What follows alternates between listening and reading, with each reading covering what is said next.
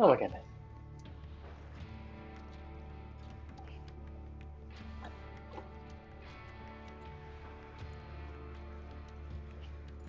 Okay, here we are. Bring that down a bit, that sound there. In my ears as well. Oh, it's not very low already. Ah, good evening. I'm going to paint some odds and sods tonight. A variety of things to paint. Maybe I'll paint this bookshelf. I want to paint some bases. Quickly do those in black. Are we in our, we're going, we're live, right? It's just unstable, but we are. Okay, yeah. Let's put out a shout to the person running the audio right there. As always, I'm going to pour a beer. Tonight's beer, I don't know what it means. Deaf Kettle, batch brewing, a West Coast Bright IPA. Conjures a bright, filtered West Coast IPA laden with Nelson Sauvin, Rocco, Simcoe, and Eldorado. Let's try it. Gosh, so tired tonight, so tired. Pours nicely on the port camera.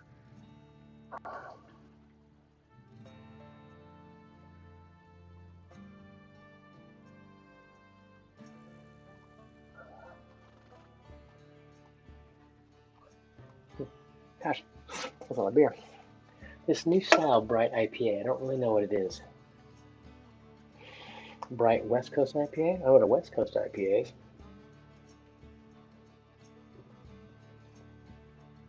It's good beer.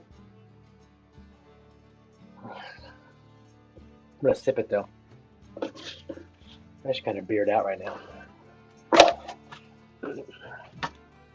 Wet palette. Then just paint those bases black right now. And then we will move on to other things. So I'm going to put a series of 4 base mounts on this thing. We'll see in a moment. There we are.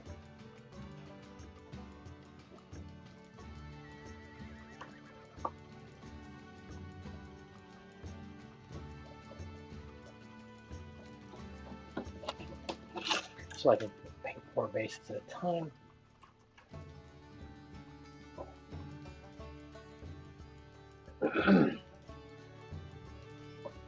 These are bases I downloaded free from, might have been Colts.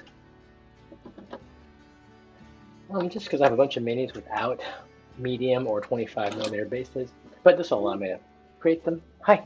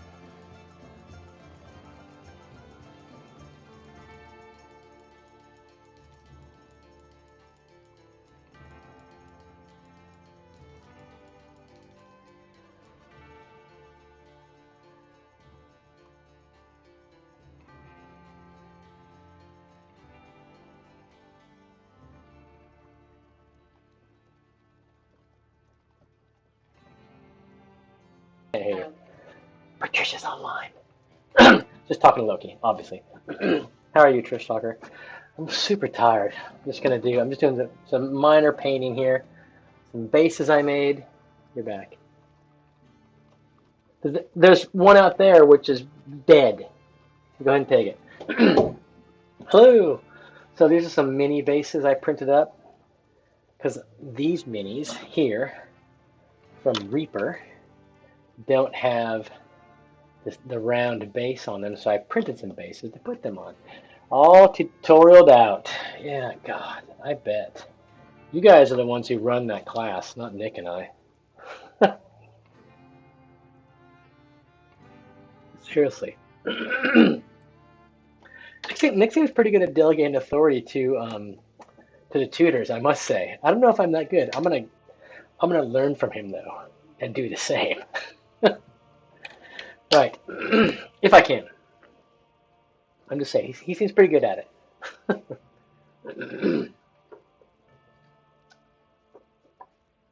We need to get Mr. Team Effort.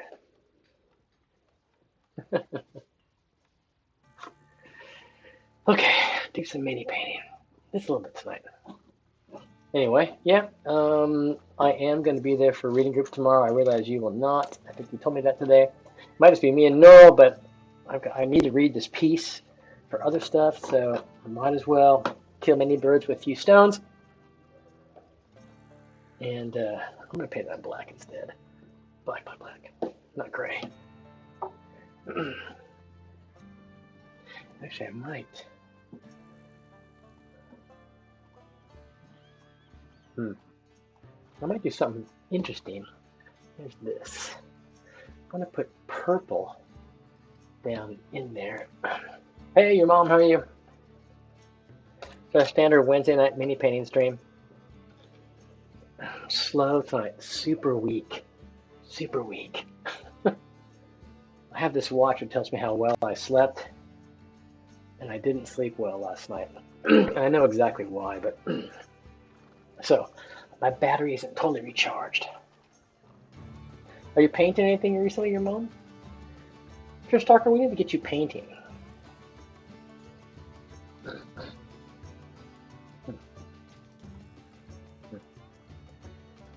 So Trish Talker, when you said you thought I did too, what do you mean? Did I you thought I am good at delegating to the tutors, or I'm not good?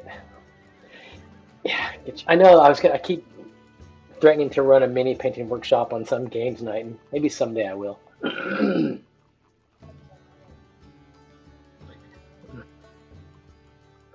Loki was just telling me that her work colleague is also a painter. That's what's called a vortex shaker, which I really want. So a vortex shaker is the kind of paint shaker that nail salons and tattoo parlors use. It's this little tiny.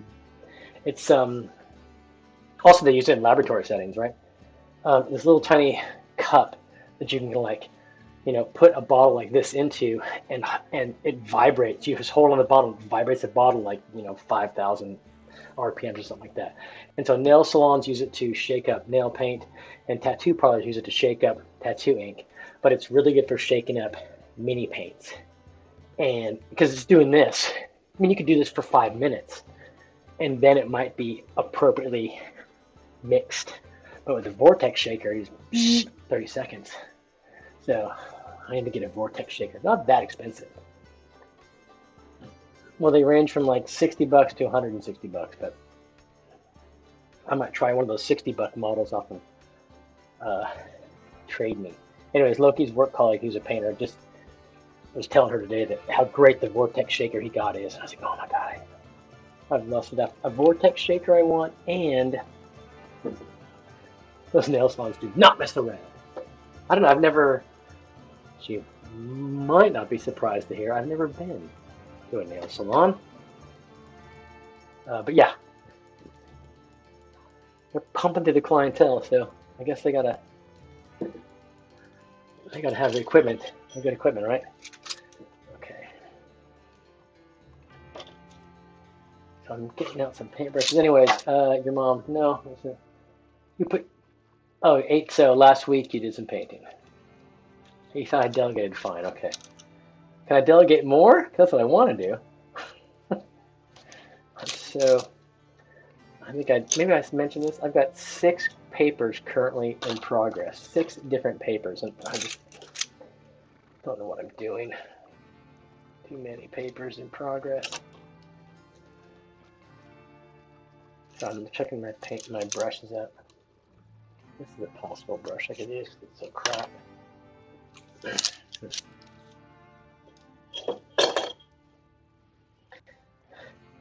You got hurt in a nail salon? Occasionally, Loki and Lily go, like, I don't know, twice a year and get all their nails done. Yeah.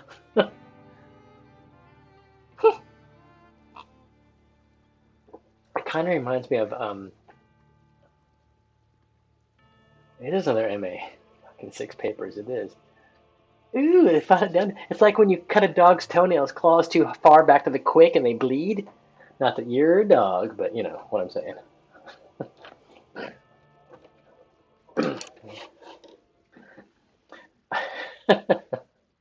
Hey, John's here.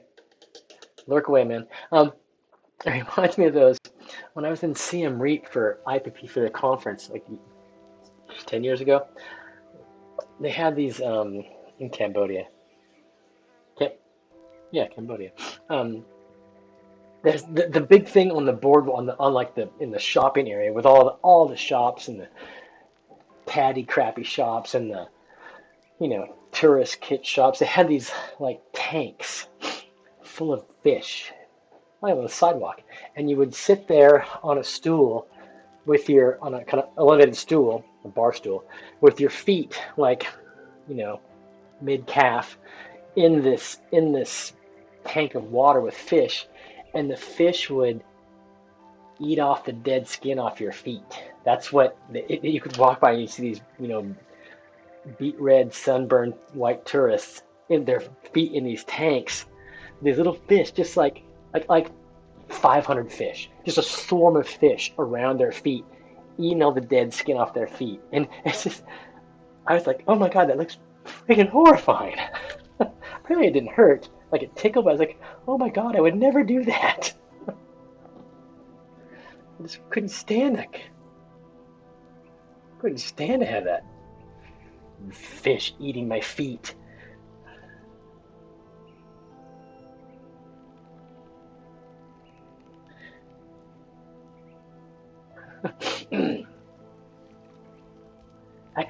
That's a good D&D character. Like oh, that's a good thing for some town you're going through on near a river where there's tanks of fish that eat the scum off your feet. And I will name the fish foot cleaning mongerer. Her name will be Kunsi Hookway.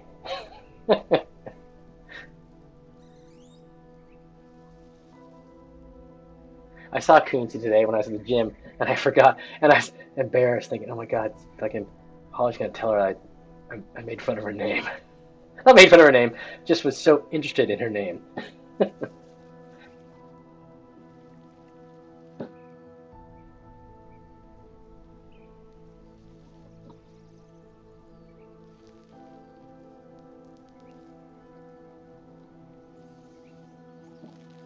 So see that? Now I'm gonna paint those black.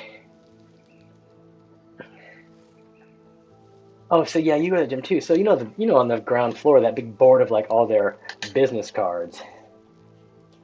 So actually, Holly was telling me that you can kind of guess it's not that not that great a gig. Like she was telling me those trainers, they have to maybe they pay like they're all independent contractors. Like Les Mills takes a cut of their what they charge their clients, and maybe they have to like even provide some. They have to pay some kind of rent to Les Mills, like something like that. But it just sounds like just kind of the typical horrible gig economy contractor stuff that the world has now become. Just like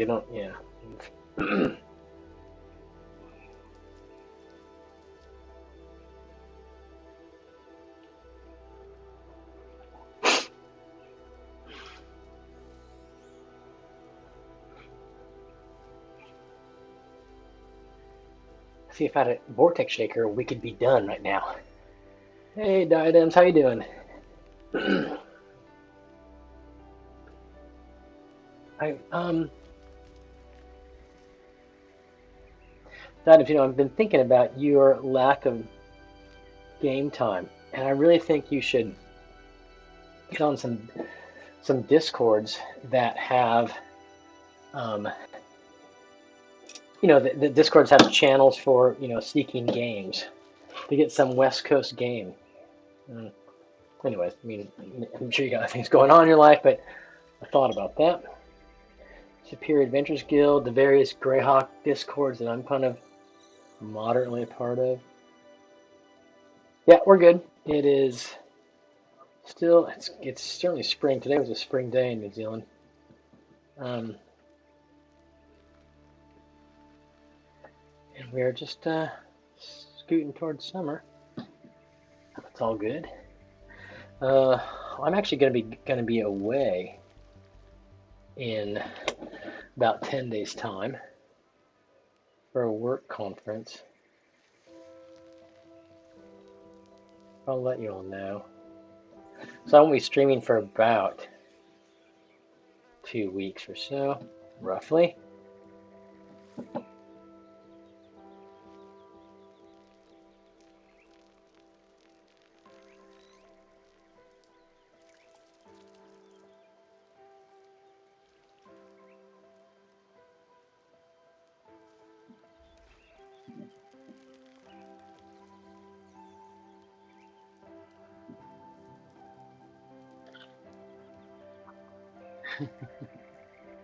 I will enjoy that. I'll be in Italy summer in August. It's probably be scorching hot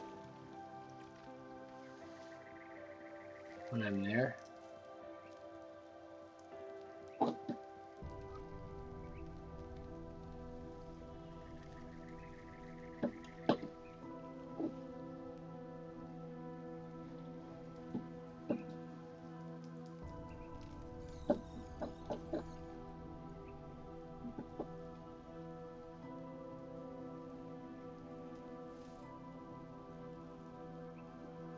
So that's a mini base.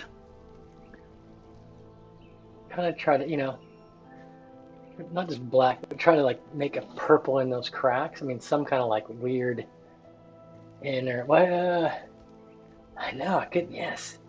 Well, since I'll be in Rome, which is all kinds of like, you know, the whole city is thousands of years old. So I'll go to the Colosseum, and so maybe our next adventure, Trish Talk, will have involve some kind of like arena combat. So there's the Forum, which is also ancient stuff, and it's all everything's ancient there. So yeah, maybe I'll figure out some arena combat for us.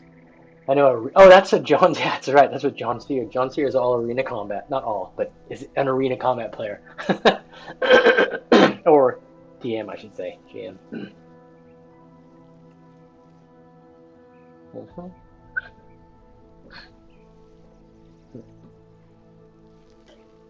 It'd be fun stuff. A DM and a player. That sounds good. Just when I caught your. But do you stream, John Steer? Do you stream when you only stream the games you DM? Is that true? I'm making that up.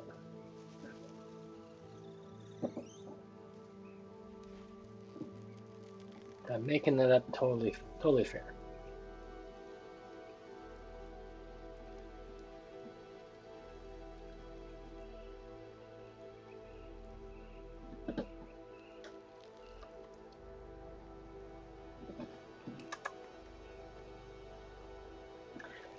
Acrylic paint has a certain taste. It kind of tastes kind of like candy, like fake fruit candy.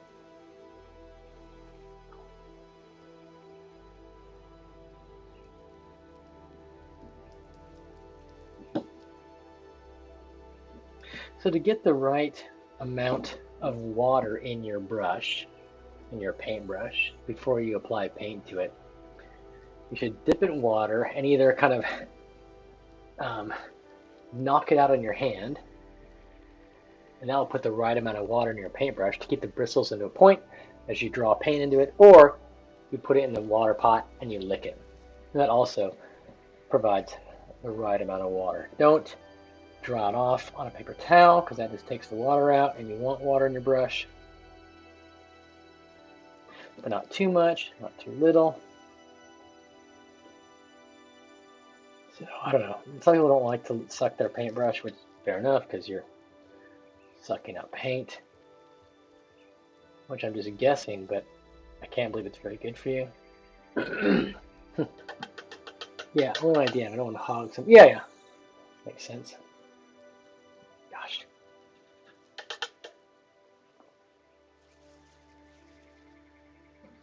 I'm going to hog the game.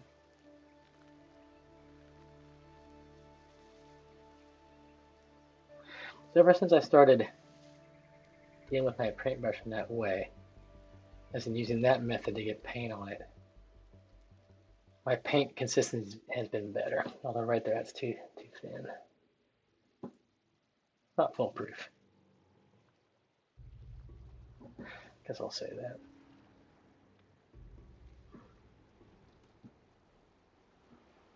Okay, there's two bases. And I'll dry brush these and wash them in a sec, so we can finish these up pretty quickly. And then these last two here, maybe I'll do them with a green inside. I don't know, just for some differences there in those bases. Harmful chemicals, they are yummy. What are you talking about?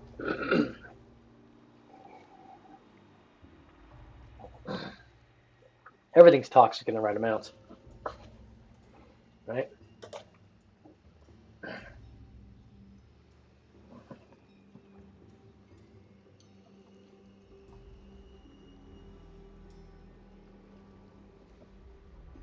So I learned that a while back about, when you think about it, sugar is toxic in the right amount. If you pour 4 kilograms of sugar into somebody, it's going to be toxic. Actually, I don't really know off the top of my head what the definition of toxicity is.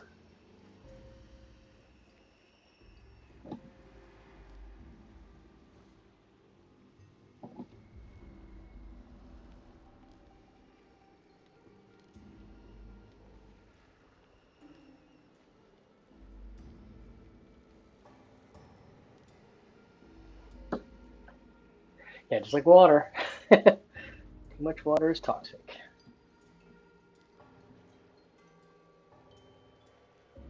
I haven't caught any of your stream stuff lately, John. See, I've been, as Trish talking on now, I've been just complaining about how busy I've been.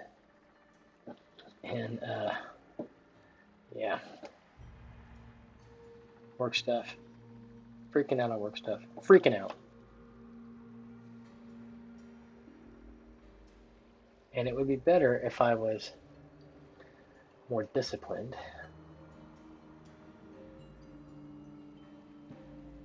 But I'm not. Actually, I am disciplined. I'm disciplined for both work and non-work stuff. I'm equally disciplined in regards to the work I do that pays the bills and which I enjoy immensely, and the work I do which doesn't pay me anything, which I enjoy immensely. So it's kind of a problem where I kind of think about everything as work. Probably not the best way to think about things. You do, and I again, yeah, even when I'm tired, it's kind of like, okay, I enjoy the consistency. I never have had a bad night mini painting, no matter how tired I am or how stressed I am about work stuff or whatever. Taking 2.5 hours, 3 hours on a consistent schedule, just I get stuff done. I am productive, right? I do things. I can see I complete tasks. I enjoy it. It fulfills all those needs I have.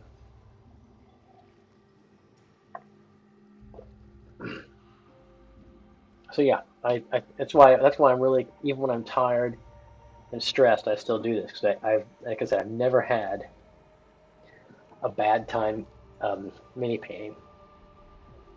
I don't know, extreme mini painting. I've never like spent 3 hours and thought in the end thought, God, that sucked. I hated that. That's never happened. Because indeed, even if no one's here and I'm by myself, I still get some stuff done. You know. Tomorrow I'll probably be later, so that when I post, I'm not to rush then. But yeah, you have. If I remember, John's here. A kind of um, is it not a hyper consistent group? Is that fair to say?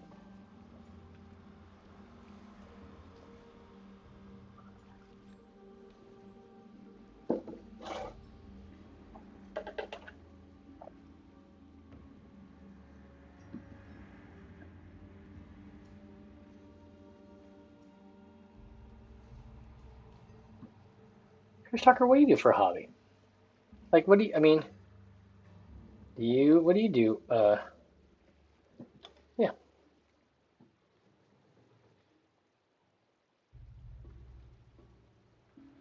I thought I should know this, but I don't. Maybe I do know. I'm just forgetting.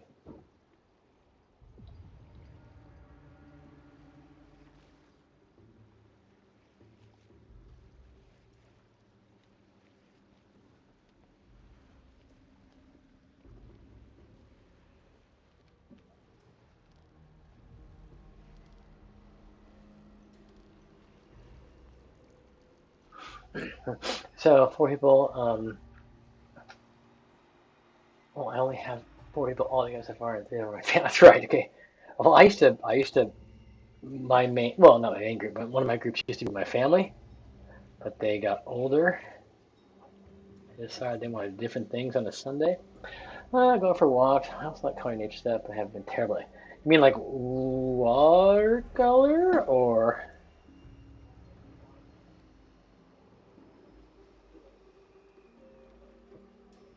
I'm trying to think. When I was in grad school, my main hobby was running. I did road racing. That's when I was running marathons and doing road races, 10Ks, 20Ks, kind of thing. Um, I think that was my main hobby. That's what I would say. If I had a main hobby as a grad student, that's what it was.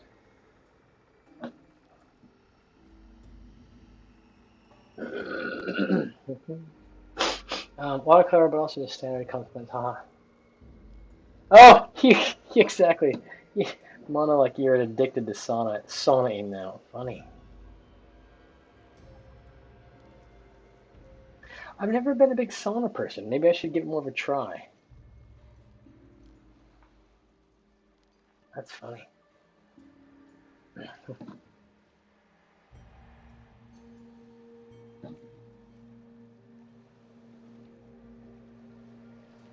I assume you read non-work stuff. What do you read? Or maybe you don't read non-work stuff, but maybe that's not true. Maybe it's not a good assumption.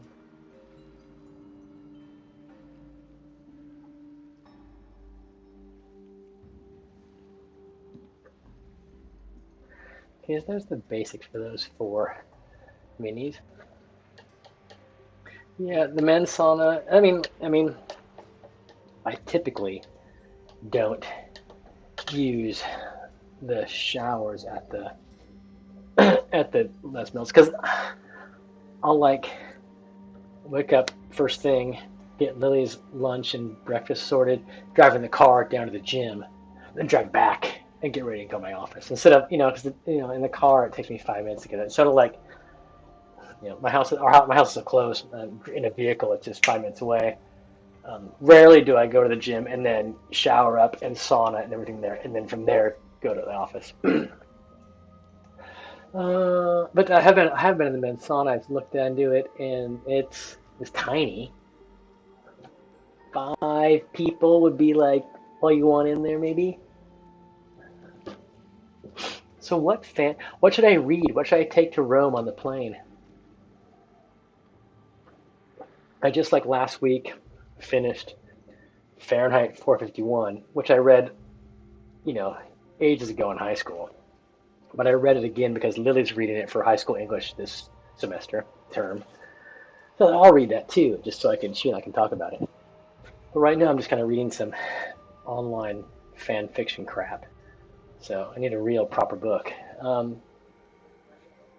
Yeah, the new game too. They are new to the game. Okay, yeah, that makes it kind of difficult, doesn't it? When everyone's new. Yeah. Okay, I'm going to wash these guys in a color. What's the good omens? What's good omens? Sounds familiar. Loki reads a lot of fantasy science fiction stuff. A lot of fantasy stuff. And I am not putting this down, but she reads a lot of kind of like she and Lily read the same books. So not teen fiction. Loki used to read the same books as Lily, even when it was teen fiction. It's not that anymore. But I'll just put some Nolan on this baby. Darken that up. It's pretty bright. I don't think I have any purple wash. I have a blue wash. It's right there.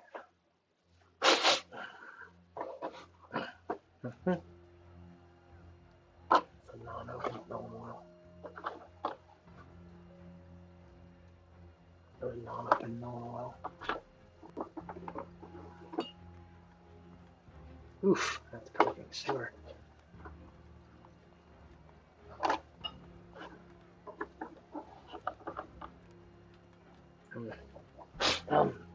Hey, come back.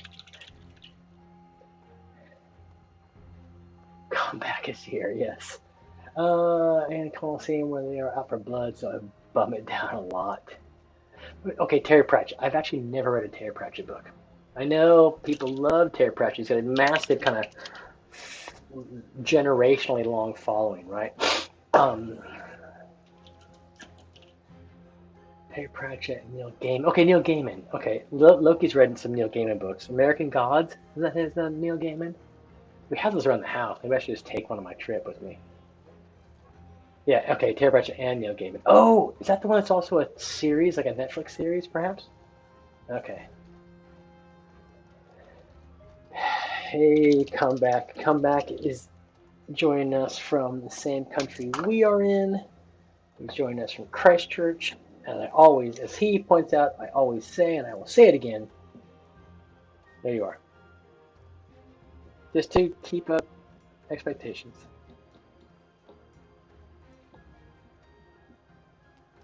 Come back.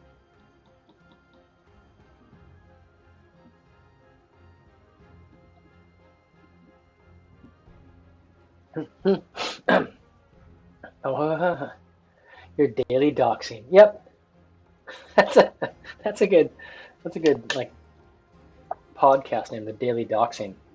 I even know what that means. So added bonus points for me. Me being an old man.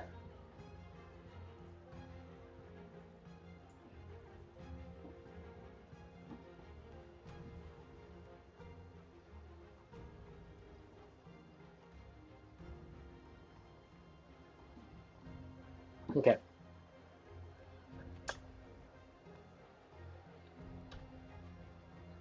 I'm gonna do something here. I'm gonna go like this. Okay.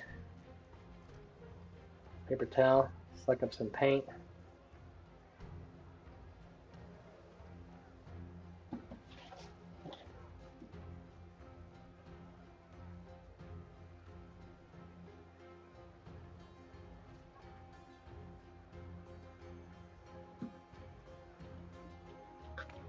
That's pretty good. So I'm painting little bases right now. I'll do some other stuff tonight. I'm just kind of, these are bases I printed out for some Reaper minis I have. Kind of putting in those recesses some purple for I don't know what reason. There's something different that bounces off the black. I think the other ones, these two here, I'm gonna do a green, and then I'll dry brush those in white and two shakes, maybe gray, not white. And they're just bases, so you know they're not the best. Okay, put them right there.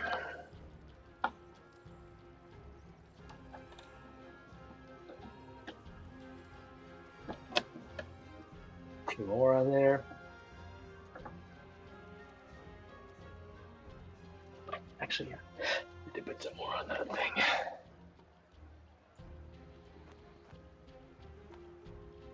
Okay, yeah, that's all right. Fair enough. No, there's me. Hold on. Nicole and Marisa has been way too. John, oh, John C. That's right. You're in Great White North. You're in Canada. I really gotta find my computer mic. You do, because last time I joined your stream, how come there's none of those? How come I don't see any of those text on the screen? There's that, but none of you guys text on the screen on my view. But anyways, doesn't really matter.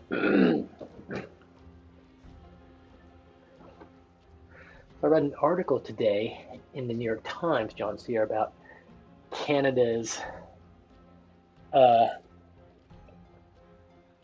use of migrant laborers from Mexico and Jamaica, and how it's kind of like modern day slavery. Not tarring you with that brush, but it's like Canada's so nice. And to read that, I was kind of shocked. So yeah, are the texts coming through on the screen? I mean, the one I just did, the test I did, but whatever. I can do something else. Let me do, well, whatever. It doesn't really matter. I could do this. I could join my Discord.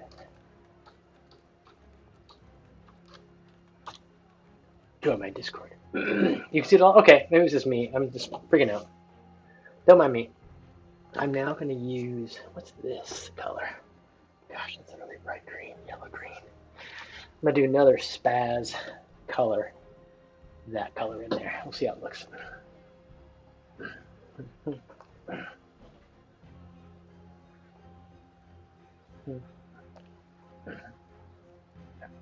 Okay, I guess it was just me. Creeper crevices, indeed. So you can, if you go on, there's various websites like Cults, Thingiverse, whatever. People just put their STL, put the digital files up there.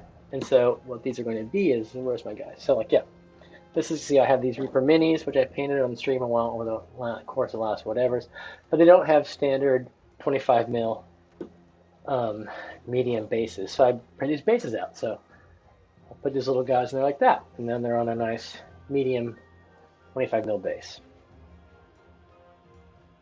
And I'll try a green too, just for fun. Yes, so I have set up my chat so you don't see the commands, you just see the results of the commands. I find it to be cleaner, right? Looks nicer that way. You can set up, I don't even know what kind of, I use Streamlabs Desktop. Streamlabs Desktop. So you can set up your commands so they don't show the command, just the result. Or I can do go to the Greycast podcast, god damn it. These guys. And sign up for their podcast for fortnightly podcast drops on the World of Greyhawk fantasy setting. Chris Tucker, you should listen to that. I constantly try to get you. There's a particular guest they have who I've played in his games before online. His real name his name in real life is Les Reno. He's from New Orleans, but he's an incredibly erudite speaker on Greyhawk and fantasy and literature. He does some great podcasts of Greyhawk content, and he is. I've a couple times I've kind of asked him. He got it. He's so from Louisiana. He got some kind of postgraduate degree at University of Oxford in the UK, and just he's incredible to speak about literature and fantasy literature and Greyhawk and D&D. Just great speaker on those topics. And a couple times I've asked him what he does, and he won't tell me what he does. Like, what do you do for a living? And his response is stuff like, "Oh, as little as possible." So I don't know how he makes a living, but he is one smart cookie, and it's just fun to listen to him and talk with him.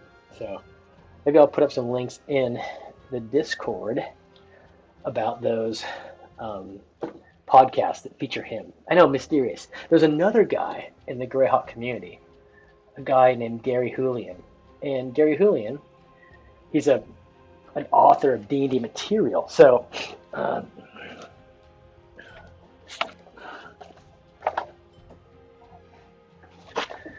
Living Greyhawk Gazetteer, a setting guide for Greyhawk, hugely popular. This guy here, Gary Julian, he has written, worked for TSR, worked for Wizards, written a lot in the Greyhawk and D&D space. No one's ever seen him. I've seen him a lot online on various Zoom calls and seminars. He never does live feeds. No one knows what he looks like. And I've heard that he works for the CIA, but that's probably just whatever, a rumor. But yeah, another one of these guys who's just incredibly smart, and obviously, yeah. Like, what do they do for a living? Are they a CIA analyst, and this is all a side thing? I don't know. Yeah, I know. Probably won't blow his cover. Oh yeah, the cover art for Living Greyhawk Gazetteer. So this is 3.5 era, D&D 3.5. So remember, Trish Talker, we played D&D 5e. In the 80s, I played D&D 1e, and late 80s, 90s D&D 2e. Then there were two other versions, sometimes called 3.5, but version 3 and version 4, and we played version 5. So this is version 3 era, and super cool cover, and this is the kind of Bible for Greyhawk content. All the gods, all the cities. I know, yeah, Diadems is a 3.5 diehard. Actually, Diadems. I played a couple of sessions of Pathfinder 2e, which I understand is kind of 3.5 D&D, and I really like the Pathfinder 2e rule set I played. I like the combat mechanics. I love the dying mechanic. Yeah, so I'm pretty much into that. I fantasize. I fantasize, Trish Dogger, about getting this autoplay 1e rule set, and only because that's the rule set I played as a kid. Not because it's nostalgic for me. Not because it's better, but it's a different game. 1e D&D, progression is slow. There are lots of restrictions on what you can do. It's not player focused. It's not player character focused. More team focused. But I kind of fantasize about us playing that someday, and maybe I'll get. Who knows? John's here. I've never done Level Up Advanced 5e or there's other kind of 5e editions. We kind of play a gritty 5e version in my game, so our resting rule is, for us, a short rest is overnight, a long rest is 1 week. We used to use speed factor, but don't anymore. We use flanking rules, it makes it more complicated for position in combat.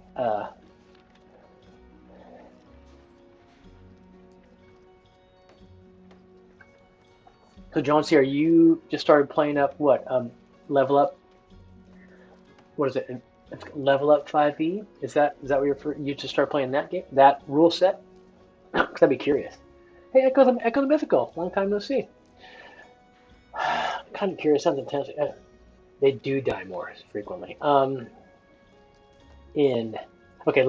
Up Advanced. I've never played that rule set, John's here, but I've looked at the books. I wanted to buy them, but in New Zealand they come in at like $100 a pop. I'm like, ugh.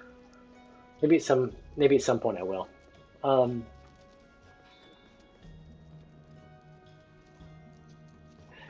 1e, it's just more deadly. And seriously, and you have to be really careful. And like in 1e, overnight you gain 1 hit point. That's your typical. You get a hit point a night. Magic works differently. Combat works differently. Father's Day is around the corner. You're right. um, so that's this guy here. Yeah. So it's just a different.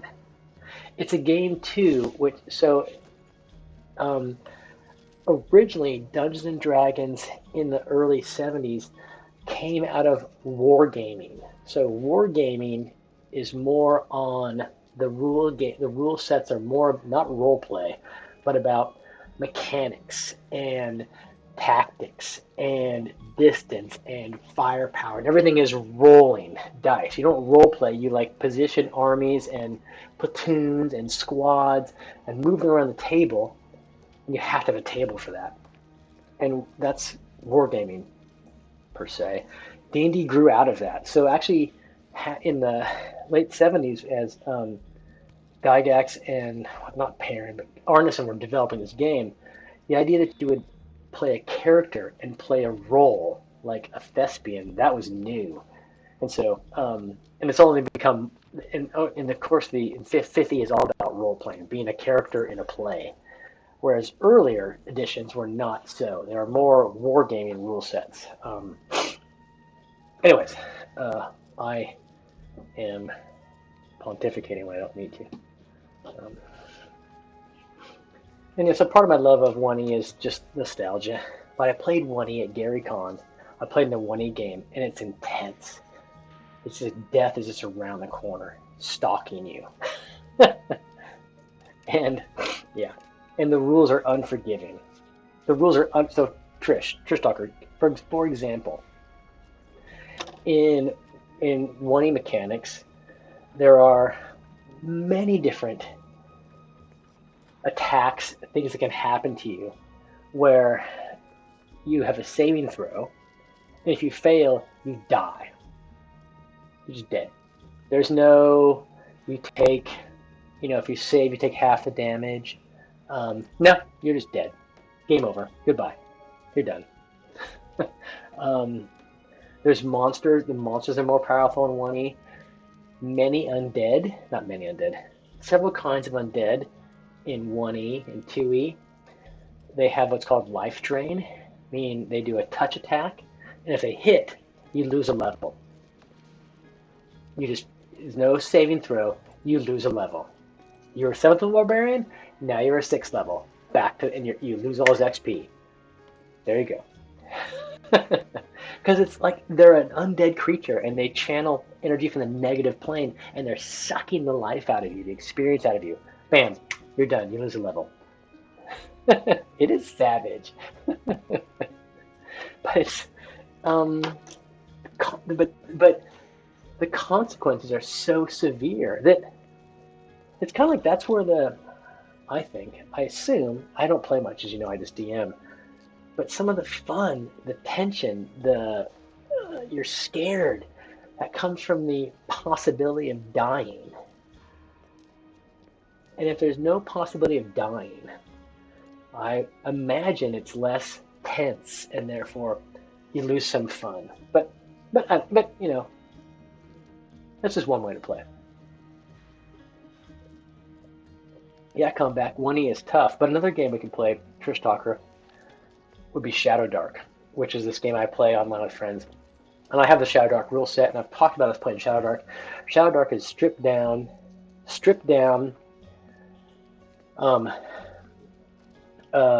D&D, which is more deadly, but also just more easily mechanically. I imagine the Intelligent Hunt. I think they tried to portray it. Yeah, no, Stranger Things is 1E D&D. I mean, I think I've told you when Stranger Things is that. So Stranger Things takes place in the early '80s. That's exactly what I was doing, playing D&D in my friend's basement. It's exactly when that first scene coming out. I was like, holy shit! It's like they had a hidden camera in the basement. So they're playing 1E, and that's what we were playing.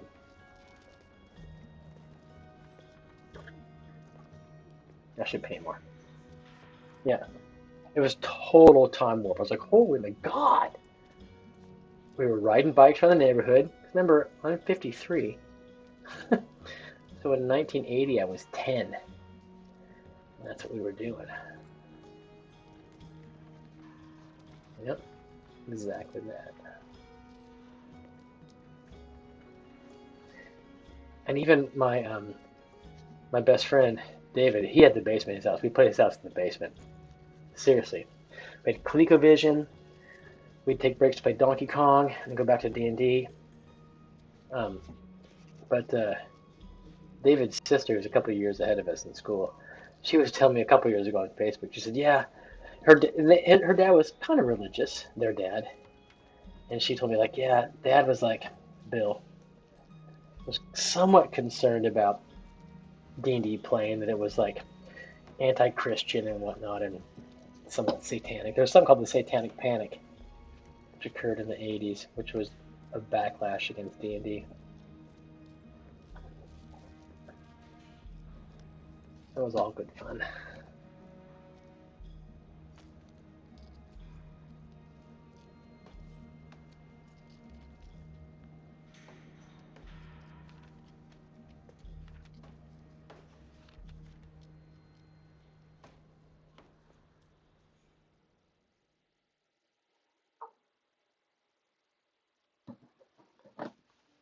These bases, but you know, as my friends and I, who we grew up together, are still friends, have mentioned occasionally, especially one of my good friends has mentioned this. He's like, um, it was such a good experience to grow up in the '80s playing D&D, um, because it taught you to imagine. It encouraged reading. It encouraged cooperative behavior.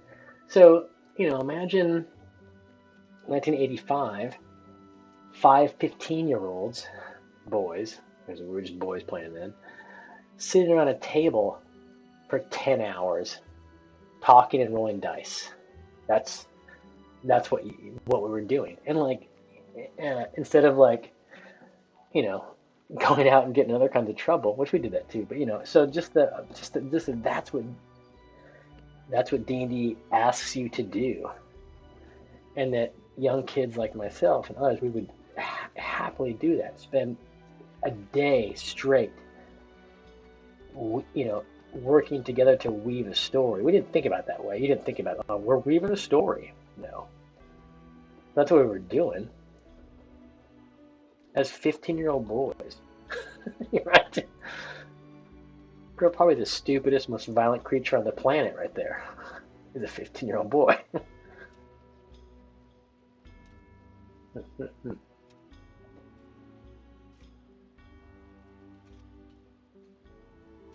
So yeah, I've always found that pretty amazing. And of course, there's been lots written recently, more recently, about D&D as a way to, or role-playing games as a way to combat social isolation and autism spectrum disorders, and not combat, but to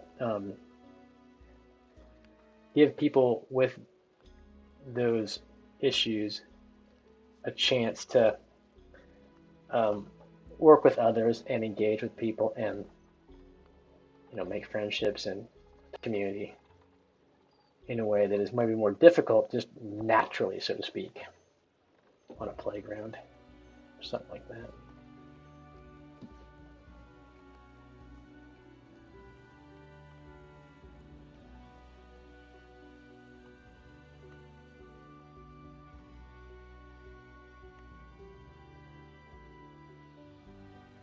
Okay, there's those two bases done. I know it channels that shitty teen boy energy into like, you know, 10 hours of eating pizza and drinking Coca Cola, farting, and arguing over arcane rules, you know, in your parents' basement or dining room.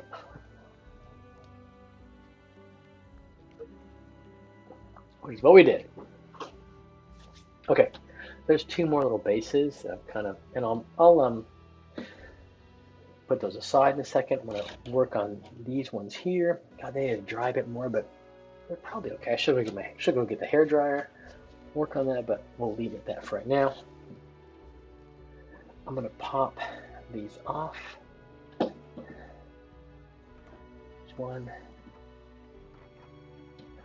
too. Let those sit there and dry.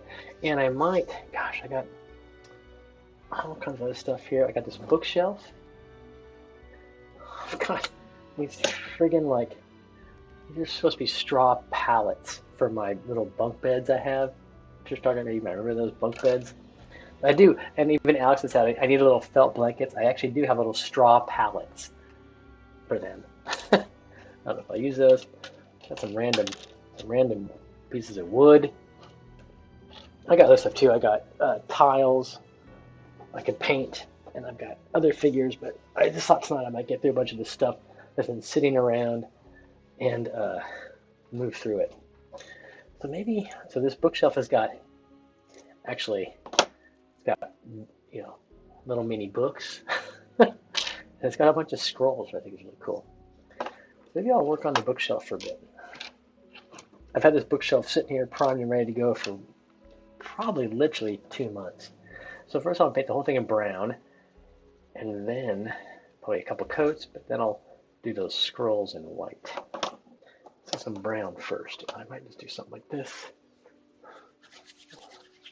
Liam's Honey Hut getting a makeover. Bunk bed. Yeah, so just think about spell casting in 5e and whatnot. So in 1e, the spells take differing amounts of time to cast. They're not typically just one action like they are in 5e, which simplifies things. In D&D 1e, they break up rounds into what are called segments, which are shorter units of time. And different spells take different numbers of segments to cast. So typically when you're a spellcaster in first edition or second edition D&D, you tell the DM, I'm going to cast this spell on my turn. And typically the spell doesn't go off, like you're not successful with the casting until the end of that round. So let's say there's 8 people taking actions in a round, and you're number 2, number 4. You say, I'm going to cast this spell. Okay, it does not come to fruition until the end of the round. So a bunch of other people go, including adversaries. And if someone interrupts your spell casting, let's say you're back in this dungeon corner and you cast the sleep spell, but after you say you're going to cast a sleep spell, let's say it's some goblin's turn and they fire arrows at you and they hit you with an arrow, your spell is ruined. So it disrupts your spell casting, the spell is no longer cast, and you actually lose the spell slot because you're in the middle of spell casting and bam, you're interrupted. So spell casting is difficult in 1e, and you really have to plan ahead. You have to position yourself, and you need to have people, your party needs to protect the spellcasters, and et cetera, et cetera. So lots of stuff like that. Saddle brown for this. Andy Saddle brown for this bookcase.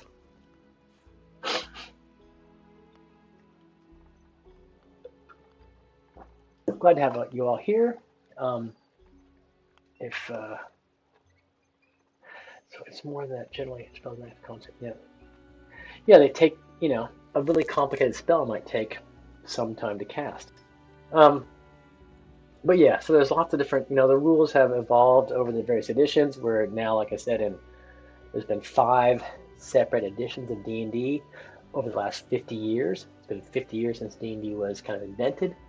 And at the end of this year, 2024, well, actually right now, Wizards has put out a 6th edition of, I don't know if you know this, Trish Talker, there's a new D&D edition coming out. It's called D&D 2024, maybe is what it's called.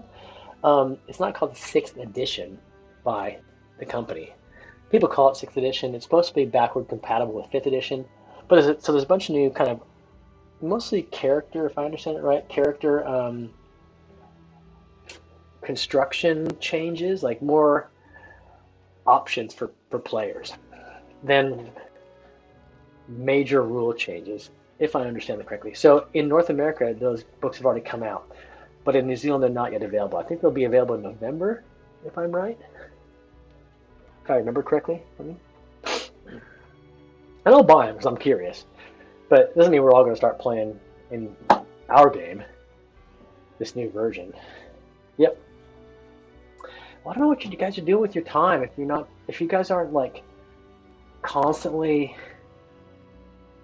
speaking to and talking with and investigating the D&D community, the tabletop role-playing game community. I don't know what Trish Talker you're doing with your life if you're not doing that.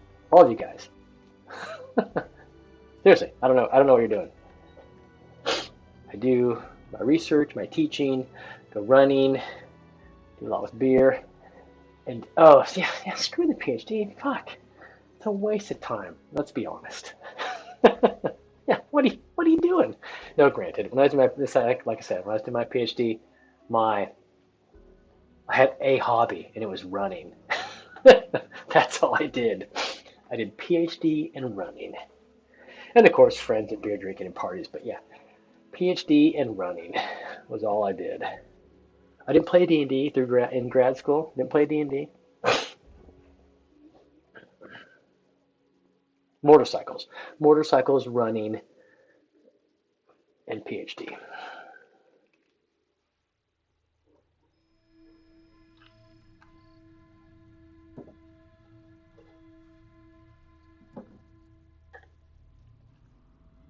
So I'm just gonna paint this bookcase.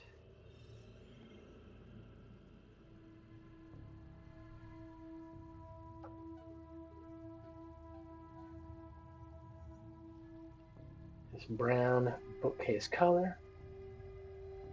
I had this bookcase around forever, and I just want to paint it.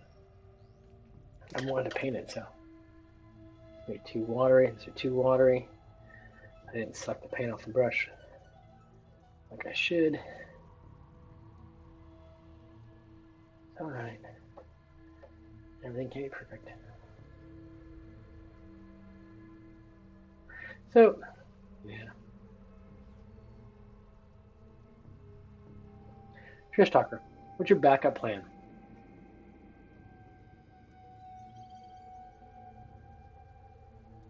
If academics research doesn't work out, what's your backup plan? Kind of harsh of me to ask you that live on Twitch, but I am anyways. Have I asked that before?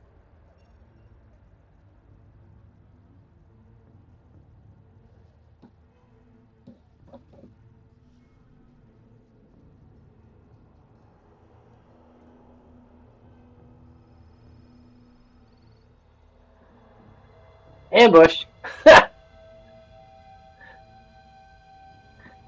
Total ambush.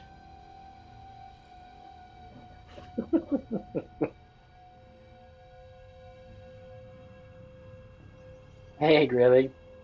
Um, I asked. So, Trish Tucker, I had no backup plan when I was in grad school, and Michael Graves asked me at one point what my backup plan was, and I was like, I don't backup plan. I don't have a backup plan. And he was like, what? And Michael's good friends with Melinda, so yeah, um, yeah, and he was shocked I had no backup plan. Not shocked. He's like, well, you better fucking get a backup plan. Because sometimes it doesn't matter how good you are. It's just, it doesn't work that way. It doesn't always work that way. The best don't always get the job, so to speak, or whatever. Um, yeah. Um, so I had no backup plan. Hey, don't worry, Greg. So right now I'm using the mic in this earphones here, and I assume you guys can hear me. I assume it doesn't sound horrible, so don't worry about it.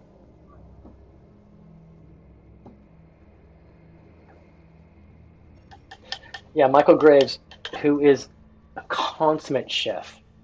I don't know if you ever met Michael Trish Talker at a conference, but Michael was one of my PhD advisors.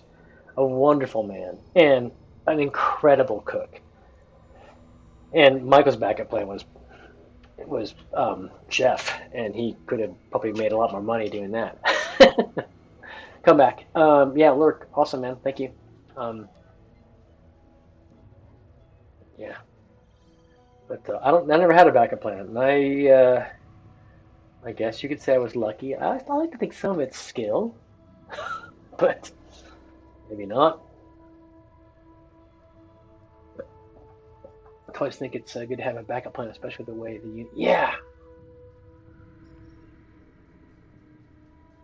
I don't know what a backup plan these days is for. Well, actually, Chris Tucker, maybe your backup plan is,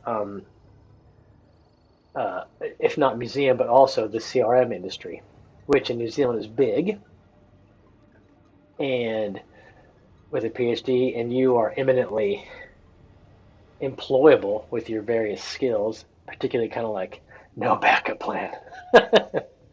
With funnel analysis, yeah, you are would be with that specialty, you would be a hot commodity in the CRM world, not only in New Zealand, but you may know the U.S. is predicted to have a huge demand for CRM archaeologists in the coming decade, given all the proposed infrastructure construction in the U.S. And so, like my friend Tim Reith, who I think you met or know, Tim Reith and Alex Morrison, those guys who run the company that I'm on board for, yeah, they will need people. So that's a good backup plan to consider. I'm gonna get a beer. I'll be right back.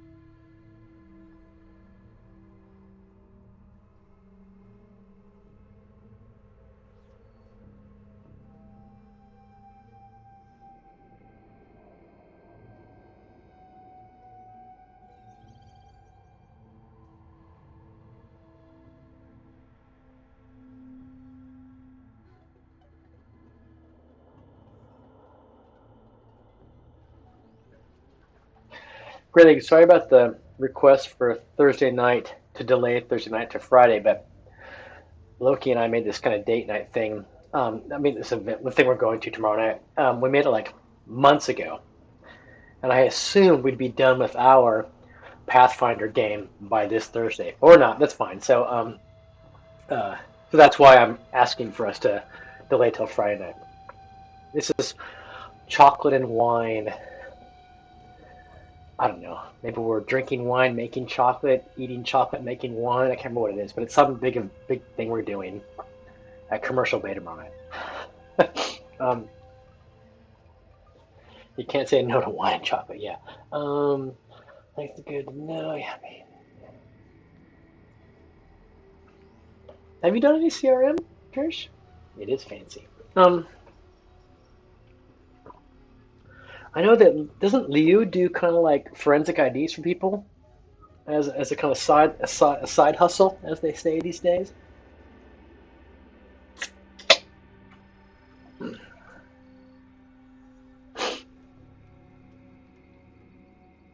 Seriously, I don't know if we're making chocolate, drinking wine, or the other way around, but it's something like that.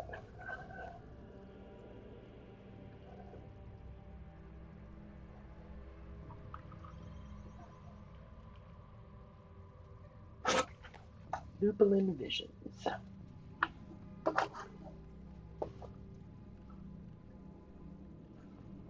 And we should be on for this Sunday. Trish Talker and Greyleg, you're here. Um, Trish Talker, I assume you know that Greyleg is our, how should I put this? Our European player, right? You know that, right? But 50% of the crew is here right now, so I assume we're a go for this Sunday.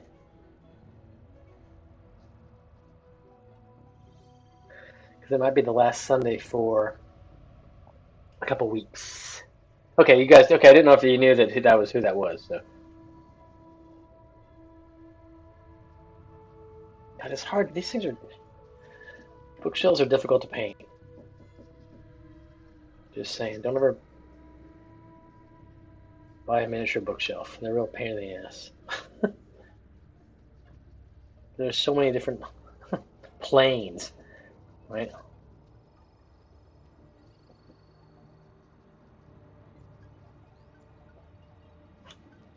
So many different little planes to paint.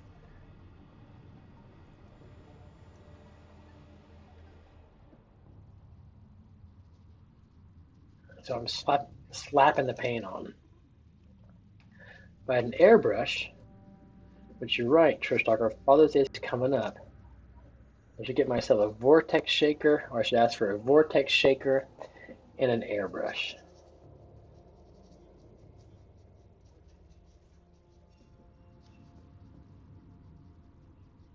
Actually, only somewhat in jest. I usually ask for if you guys can leave me alone for the weekend so I can do what I want.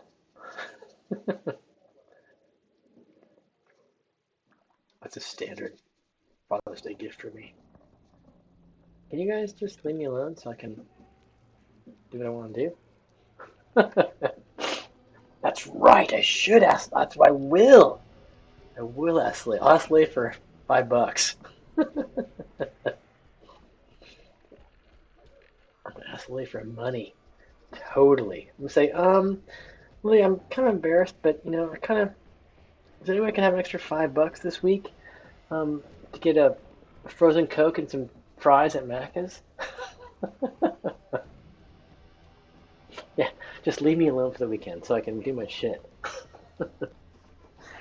No, it's kind of a running joke, but because I don't really the kind of things I want are not really, what I want. Another motorcycle, a new car. Um, yeah, I want expensive things, not the kind of things you. Yeah, that's typically what I want. Expensive stuff. I don't have many wants. Alcohol, books, and then really expensive things.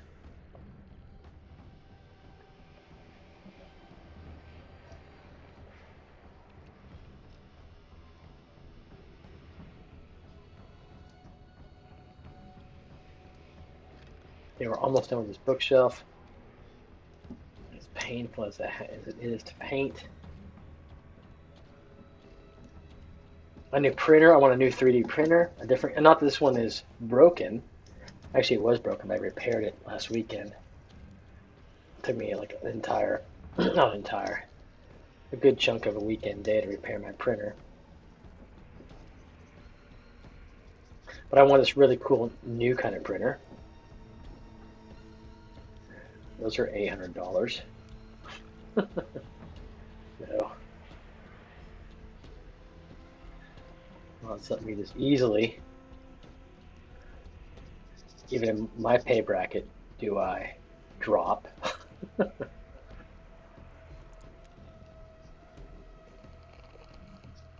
Okay.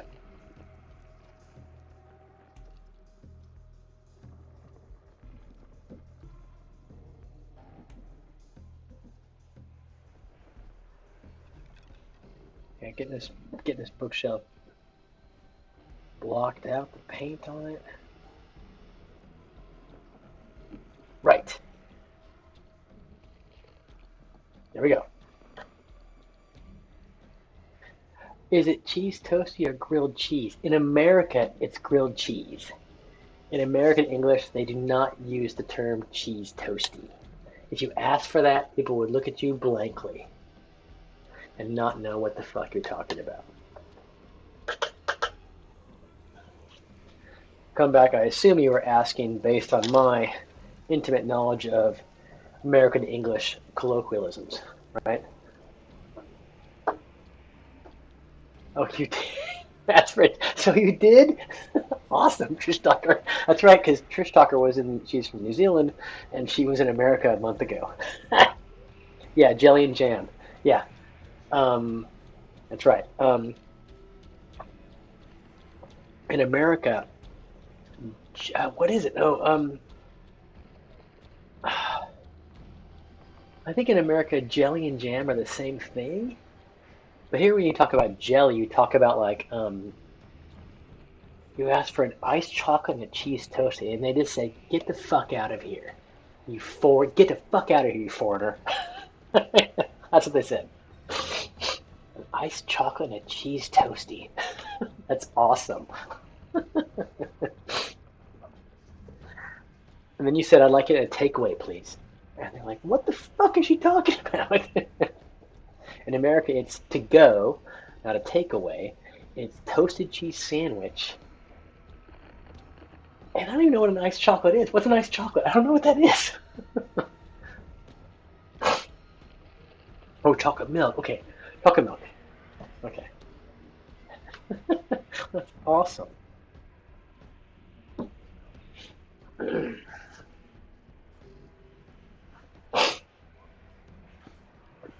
And you said, "I'll have a mince and cheese pie." And they were like, "What the hell is that?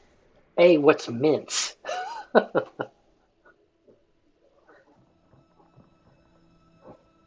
it's iced. Okay, so yeah, in America, chocolate milk you can actually buy. So in America, right, you buy it in the shop, which they don't use the word shop, and they certainly don't use the word dairy. Um, you could buy milk in gallons. So you buy a gallon of milk. It's on this big plastic jug, and you can buy a gallon of chocolate milk in the grocery store.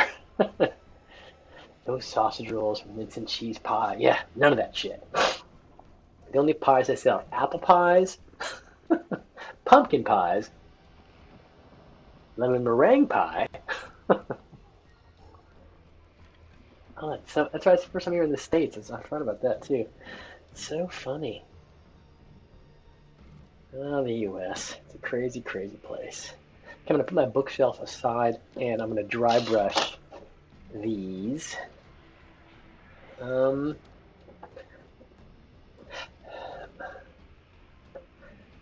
little faces I made. Um, I should maybe wash those guys in green. I'm gonna take a little bit of green wash and see what it looks like. There's my Corellian green shade.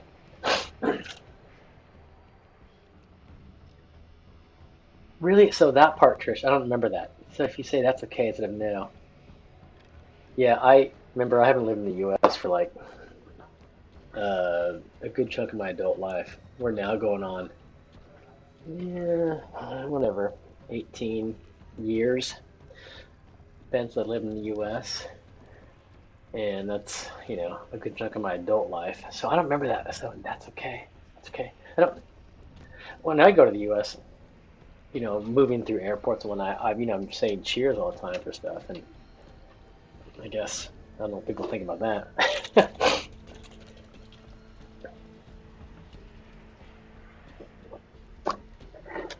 Okay, a little bit of green wash in those bases. I get confused. Americans are so stupid.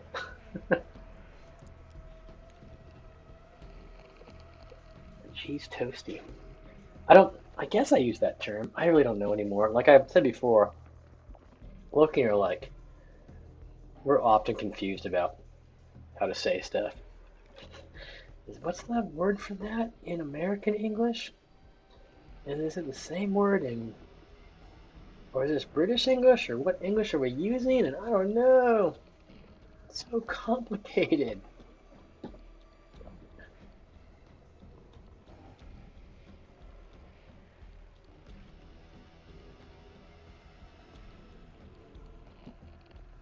That's good. Mhm. Oh yeah, that's right. You said togs instead of swimsuit. Yeah, people don't know what togs mean. But if I remember correctly, I mean, the word, the colloquialism or the slang word togs just means suit. So togs are like not formal attire, but a certain kind of attire. So togs, and just in New Zealand, togs have been that word's transformed into meaning swimsuiter. I know because in one of the towns in the U.S. I lived in as a little kid, they had a store called the Tog Shop, and it was a suit store. It was a store for buying suits, and where adults bought suits. And I think in the UK they say swimming costume. They don't say swimming costume here. They say sun cream, right? Something like that. I have no idea what I need to say and when I need to say it. I don't know. I'm so confused.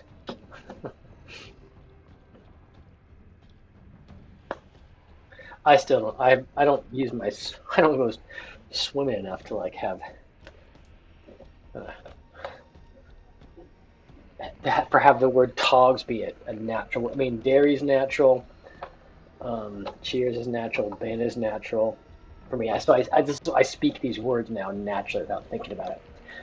Other words, bench for countertop. I have to think about the word bench. It's not natural to me. Yeah, the kitchen bench. We don't have that in U.S. English. We say the kitchen counter. I don't know what else. Okay, I'm gonna dry brush these bases real fast. Then I'll dry brush my other bases. Then I'll continue on my bookshelf.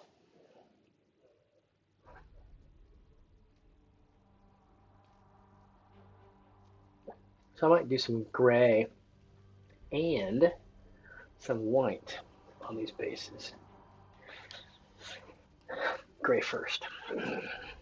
I'm gonna put it over here on this piece. Oh, I'm gonna do it right there, I guess.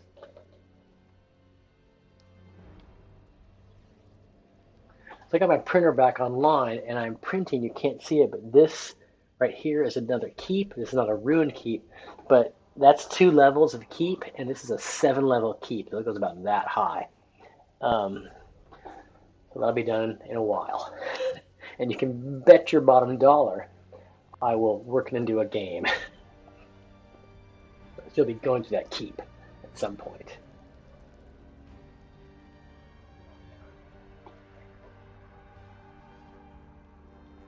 Okay, there's the paint right there.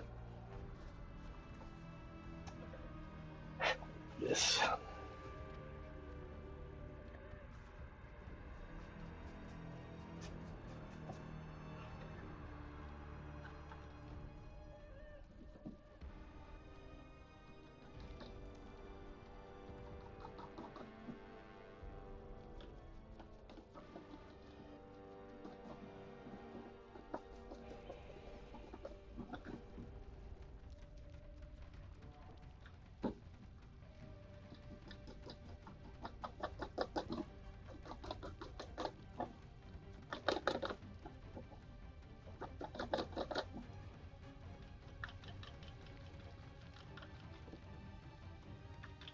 So, have some bases.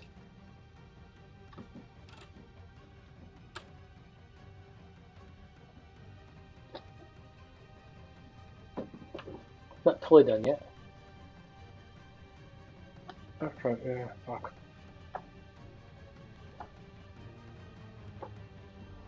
See if I can do this without ruining this base. We'll see.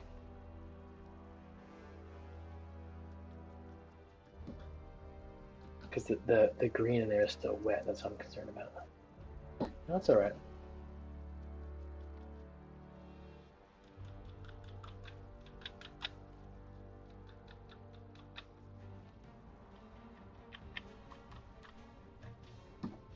That's okay.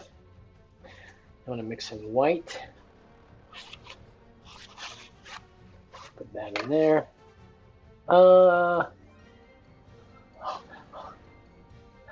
Yeah. What are some strange colloquialisms in New Zealand for you, Grey League, hailing from where you hail from? Besides the obvious, like dairy, which is the strangest, I mean, I understand the etymology, I know where it comes from, but yeah. Okay.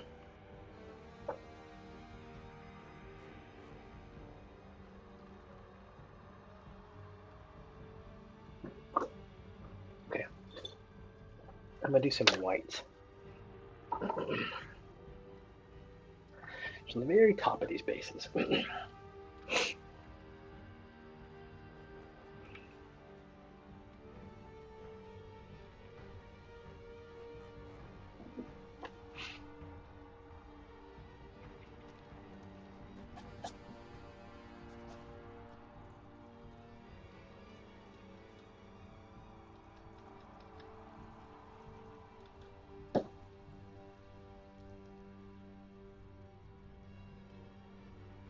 Okay.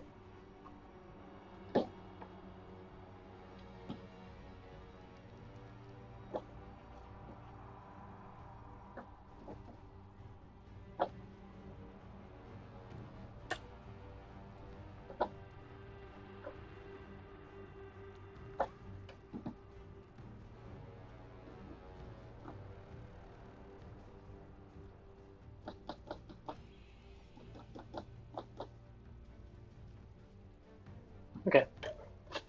These bases are good enough for me. So this is, yeah, these are just some medium mini bases I printed out, and so they've got some like purple stuff and creases there, and I did a couple with some green stuff in the creases. I don't know why, and we'll in a bit we'll you know these are just for guys like these kind of minis there. So we'll put that Goblin mini on one of these bases. Maybe I'll move it so you can kind of see the purple a bit. Something like that. So that's all it is. A base for those Goblin Reaper minis. And yep. Oh, it's been learning curve learning UK English in school, but US from TV. That's right. And then Q English. Yeah, for that same. I mean, Loki and I coming here from the UK. I'm like, well, it's kind of like the UK, but there's like I'm always confused about measurements. You know, there's people here in New Zealand use they use imperial and metric. So people will talk about, I don't know, someone being, I mean, like heights. I'll talk about someone being 6 feet, and but then they'll use centimeters. So I'm a feet guy. what I what I uh, oh, you had to use, yeah, that's right, the 98-degree temperature in the U.S. where that's a hot day. It's not boiling your skin off as if you're in Hades, but it's a hot day. um, I I think in Fahrenheit, in Celsius now. I don't, you know, that's just the way I think in Celsius now. But and I don't. I guess I think in meters more than feet. I mean D&D I use feet, just because that's what the game is played in. In Europe, Belgian Tom, Graylee, when you're playing D&D in Europe, do you guys talk in feet as per the way the rules are written, or do you translate it to meters? Because yeah, okay, metric, yeah, but not in game. So that's one of the first things about Baldur's Gate that I think something like Sam told me. He was like, because I was having, you know, he mentioned like make sure you have the game metrics in feet because then you'll it's just easier to because the D&D spells in feet and the movement in feet. But if the game presents it to you in metric, you're like I was like, what the hell is this? Can I cast this spell or not? Couldn't think about it, and yeah, so I changed the settings to feet for Baldur's Gate 3, so I can freaking figure it out. Okay, and my base is done, and I'm gonna go back to. I'm going to actually let that dry before I paint those scrolls wet. Let that dry more. I guess I'm gonna paint some. I got all these little books, these stacks of books to paint. God, how the hell am I gonna do that?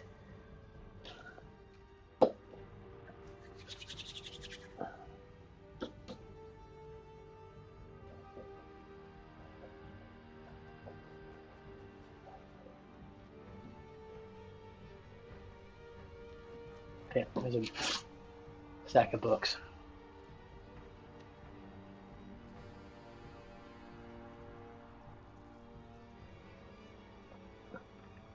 I've painted stacks of books before, and they're kind of, so each of these books has kind of got to be a little bit different color. So I just put some browns down on the palette and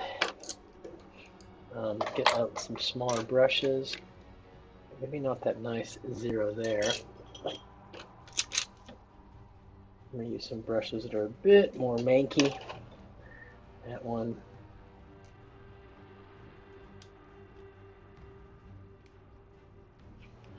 That one. That's too nice a brush for just painting lame books. It's a 0 and a 2, I think. I'll use the 0 right now. Oh, I got that shit. Yep. Yeah, so D&D Sunday, we should be good to go. And that'll be the last.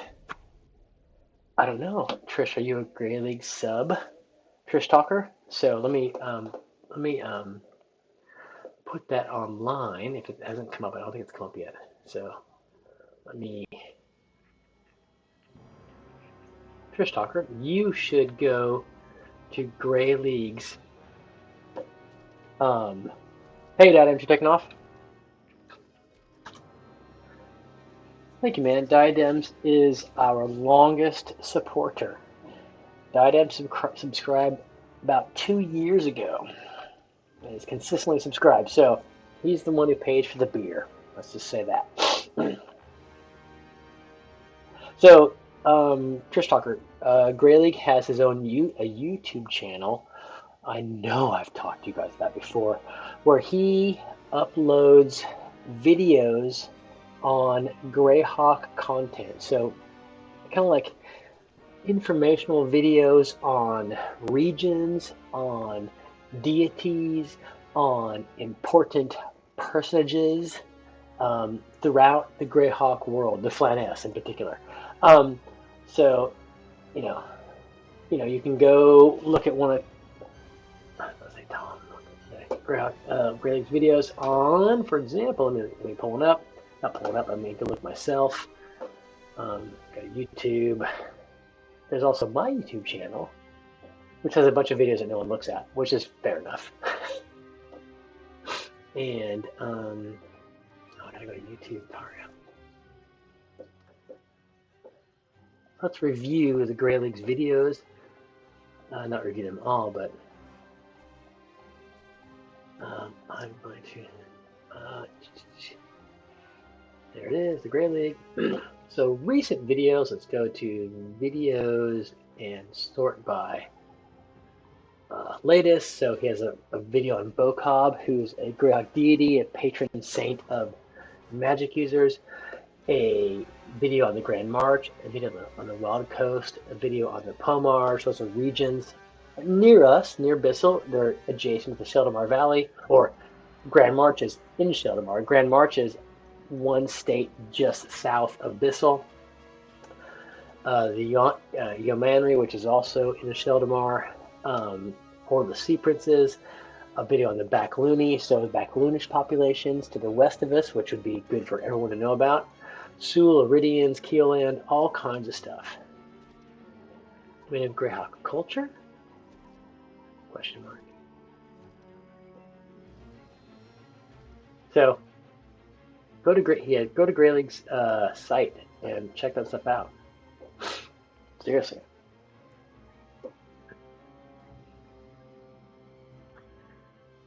They really need to be watched. They're not podcast material. Just listen to. They need to be. Well, I suppose, Greg, you can chime in, but I've tried to play them in the background while I'm doing other stuff, and they're too interesting to have as background material. You want to actually watch them, right? That's my take on them, because Tom does great kind of video creation. So I guess I could listen to him while I run, but But really, they're eminently watchable. You want to sit down and watch them, not just have them as background that you kind of pay attention to. You want to pay attention to them. Yeah, so it's anime. It's all video stuff. So yeah, it really is. Yeah, it's immersive, and so you want to be part of it, and not just have it as background.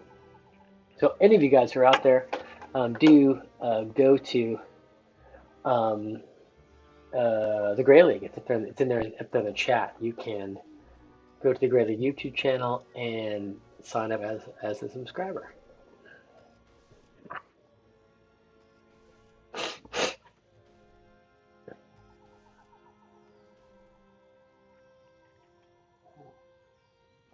Are you doing your deity stuff right now? I'm gonna put some more paint down so I can do different kinds of books here.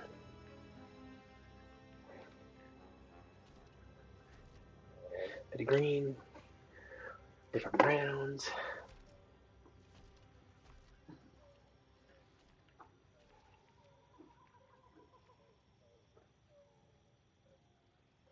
Green, blah, blah, blah. Maybe I got them. There we are.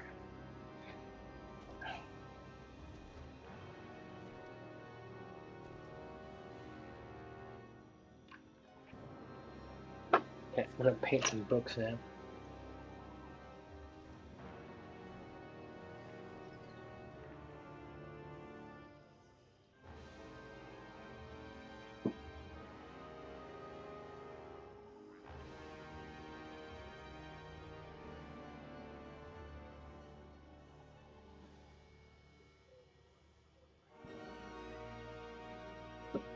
It's pretty quick to paint. You know, okay, in bit.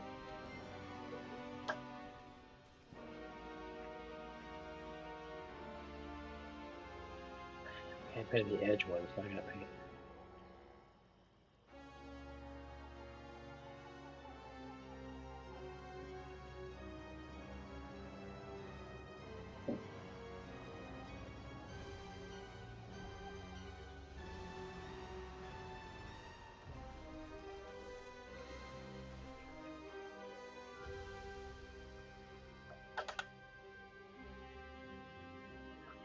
She's making a player guide for my Age of Despair problem campaign. Should I ever share? Yeah, I know. I mean, just tonight I was telling Loki, I say I gotta go to my other job, my mini painting job. If only I made actual money doing it. No, but and she's like, yeah, if only you made actual money.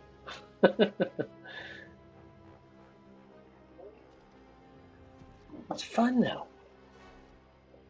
So I was saying earlier, no matter who's here, I always get stuff painted. So I always am productive, right? In this mini painting stream. But yeah, getting paid will be a bonus. That's for certain.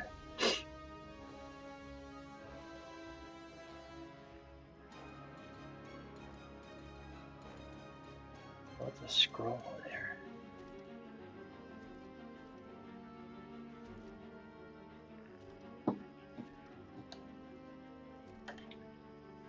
Now I need to get some black. I'll do some black binding. Probably also need to get those some other binding colors.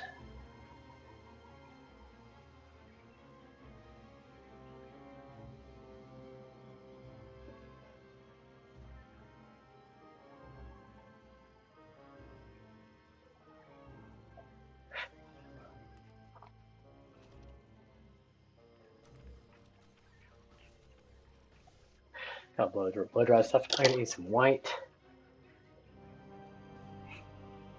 So a little tiny set of books for the bookshelf. That's where we're painting. Come back. I don't know what. I don't know. Yeah, I don't know about YouTube, but For this, Twitch pays you out when you make $50. You get a minimum at minimum of $50. You get a payout from Twitch. I probably get a $50 payout from Twitch 3 times a year, and that's mostly based on subs, mostly based on the generous subs that people like diadems, so maybe I get $150 a year from Twitch, or maybe, about that. And I am a nobody, obviously, in this game. So if I have an average of like 6 viewers a session, roughly for let's say 7 hours a week. 7 hours a week at 6 viewers a session, and I get let's say generously $400 a year for 7 hours of streaming a week with an average of 6 or 5 viewers. Imagine someone who streams for 30 hours a week with an average of a couple thousand viewers. There's individuals out there who do their streams in hot tubs, for example, who make a lot of money. I mean, a lot of viewers. And I don't know what they make, but I hope for their sake it's more than $400 a year. That probably is. Again, I hope for their sake.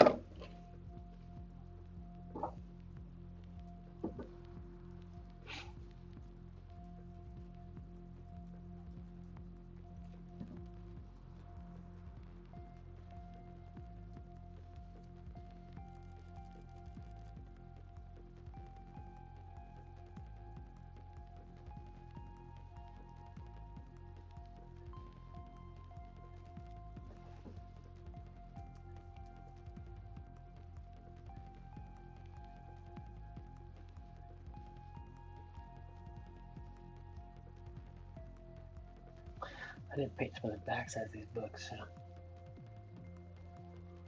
that's only the front side.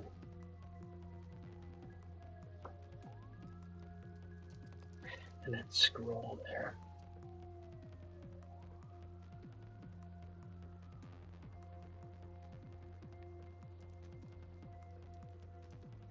Mm-hmm. In 3, why do you use the 3 years timeline, Grey League? You're not retired in 3 years. You're not that much older than me.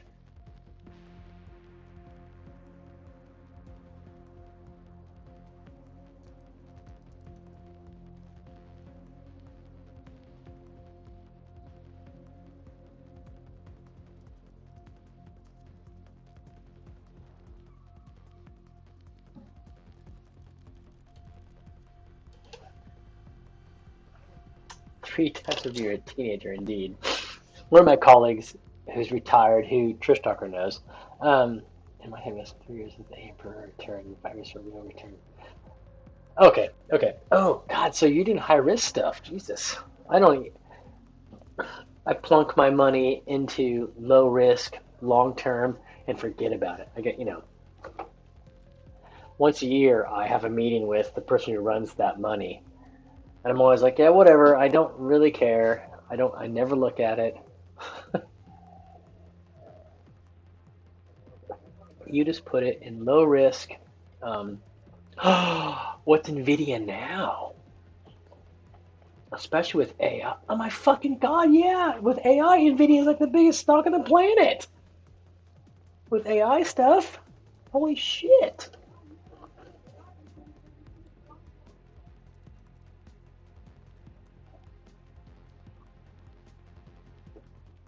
Because AI, they make the chips for Nvidia makes the chips for AI, right? I mean, the ones that are most useful, that people use a lot, right? As I understand.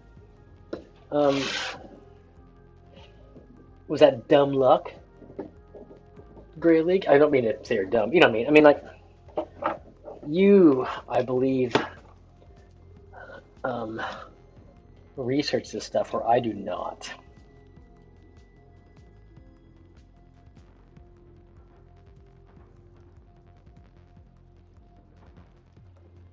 Okay, there's one bookshelf. There's one set of books. Set of books.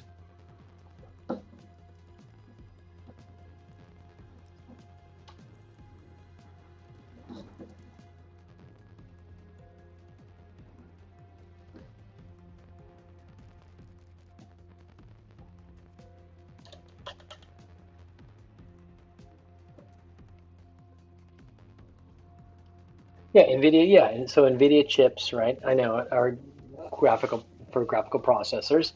Um, hmm.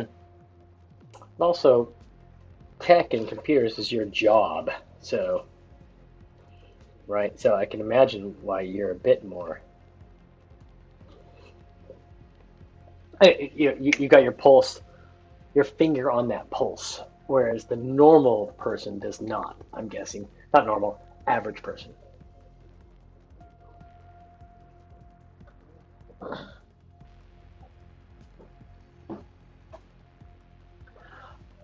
Also, I was talking Tesla.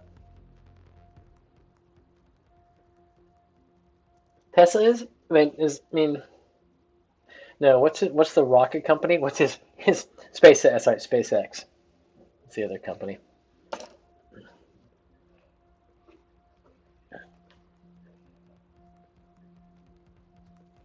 Tesla. I mean Tesla. I mean, I'm so I occasionally think about that kind of stuff, but I'm always wary. So, for example, I keep calling you Belgian Tom in my head. I would much rather invest in index stocks, right? Which, indexes, thoughtless algorithms. That's my normal way I talk about you. You know, that's my name for you around the house and around other people. If I say Tom, look, he's like, who? I'm like, Belgian Tom. Okay, everyone knows who Belgian Tom is. um, but so, for example, I, I think about, that investing in algorithms and just letting the algorithm do the work, which in the long term, correct me if I'm wrong, is much safer than individuals analyzing stocks and predicting returns.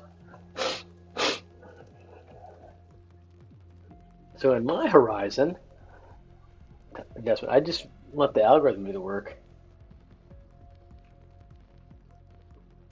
Safer get well, okay.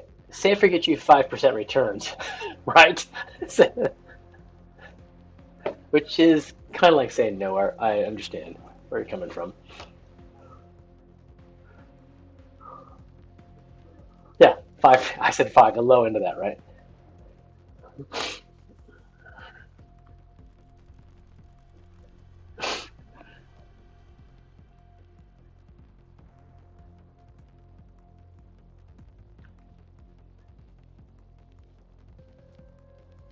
But that's a smart decision, right? You want to, yeah.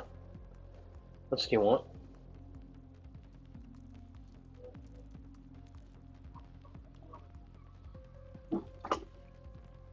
An account you actively manage yourself. I'm guessing.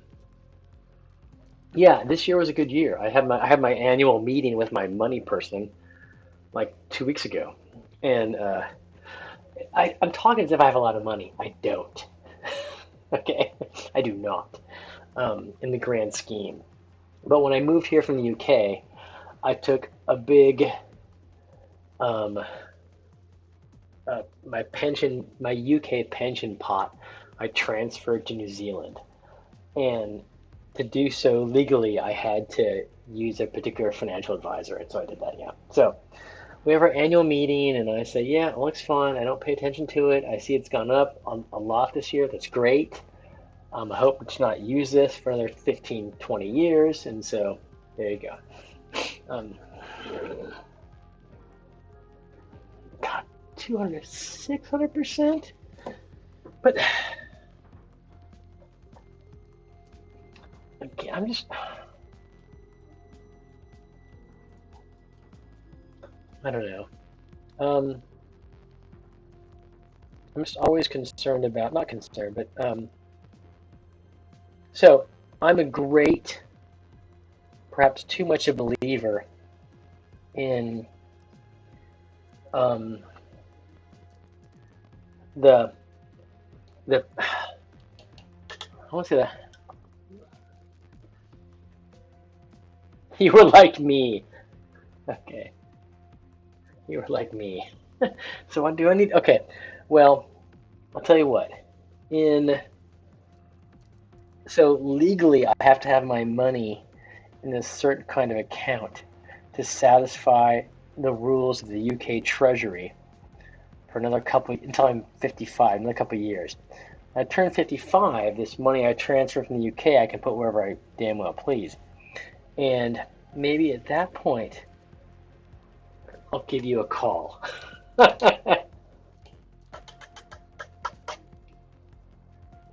Well, yeah, I know nothing about that fucking shit. Nothing. You don't know anything about that in high school. Not a thing.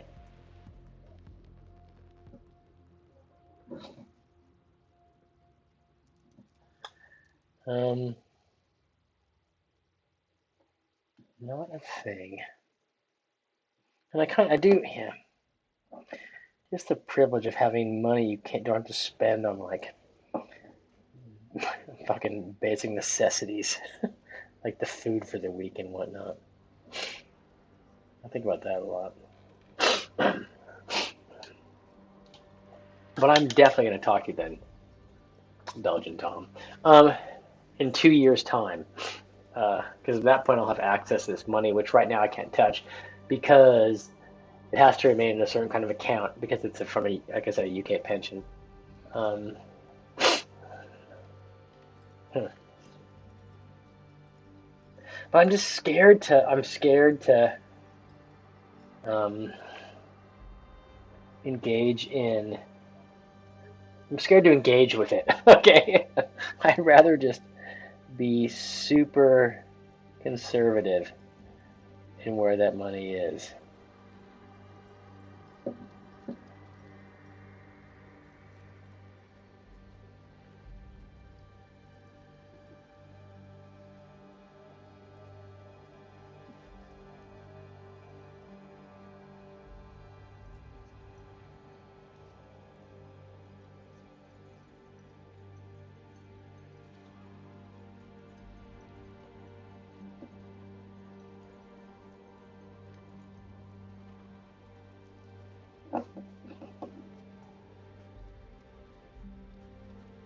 I'm painting tiny little books.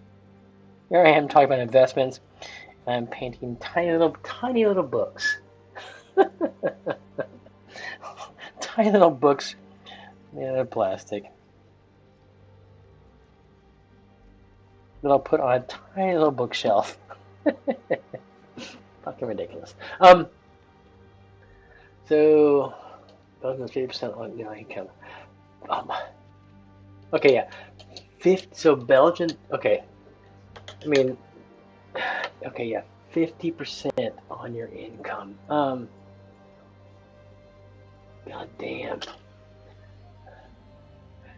Yeah, but you're invested in growth. Okay, so there's no tax on investment income gains in Belgium.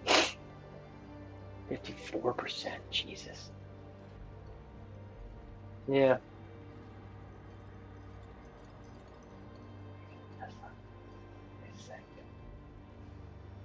Oof, they think that, okay, so that's the Build Your Dreams car. Is that what that one is? Okay, as long as you don't trade daily. Okay. So that see, I'm gonna take all my money out of that account and put it in buy the Build Your Dreams car, and then with NIO. Okay.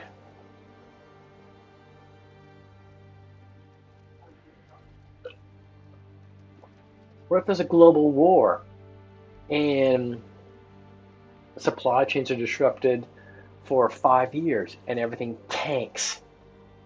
I think about stuff like that. You know,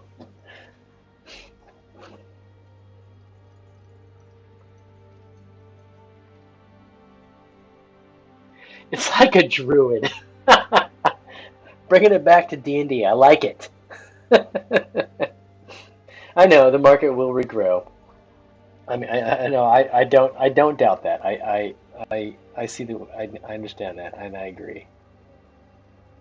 Like a druid, funny.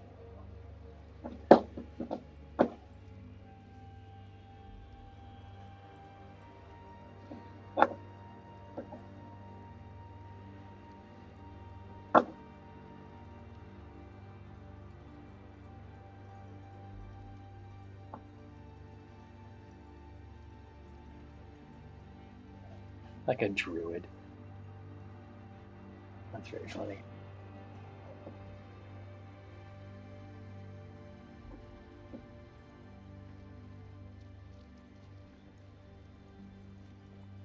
There's that stack of books. I got 3 more stacks of books. It's fear that keeps us poor. Well, I mean, I hear what you're saying, Grey League, but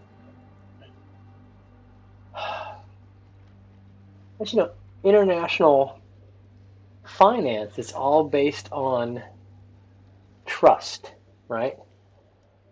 When trust declines, markets decline, and money and wealth declines. uh,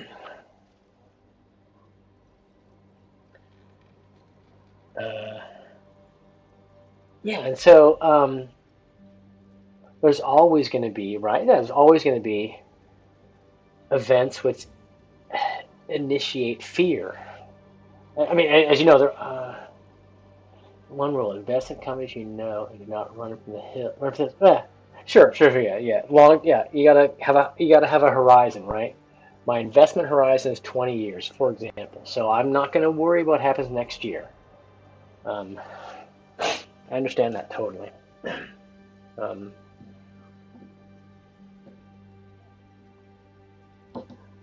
but right now, I'm painting piles of books. So seriously, when I turn 55, I get access to this bunch of money, and I can put it into different accounts, and maybe I'll call you up, and we'll talk.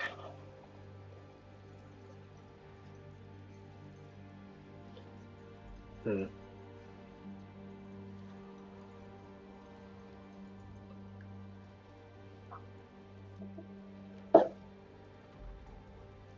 Yeah, yeah. Okay, so Amazon, yeah. You're right. It's not gonna. Yeah, Amazon's not going anywhere in the near future, right? Nowhere. It's really gone. It's really doubled in the last year and a half. God.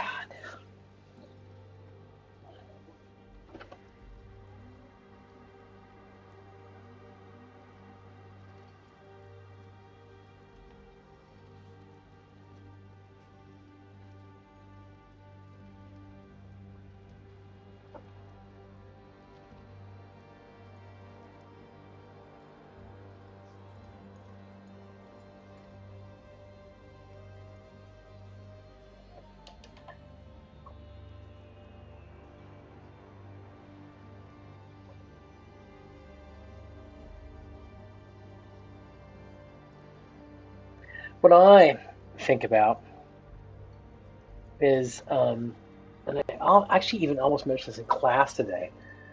Um, so I was talking about economic maximization behavior, and I was like, I wish I had invested in property. I wish when I was like in my 20s, I had scraped together whatever money I had, $1,000 or whatever it might have been, and bought and got into land. because land seems to be, I mean, yeah, for peace of mind, even everything. Although, what you're going to say and what I should do is I should have invested in Starbucks when I was in my 20s. And fair enough, yeah, I don't dispute that.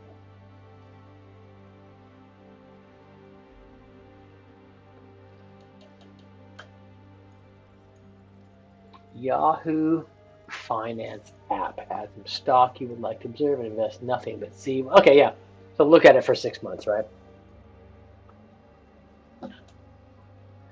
But I really wish I had had glommed together some kind of money in the 90s when I was in my 20s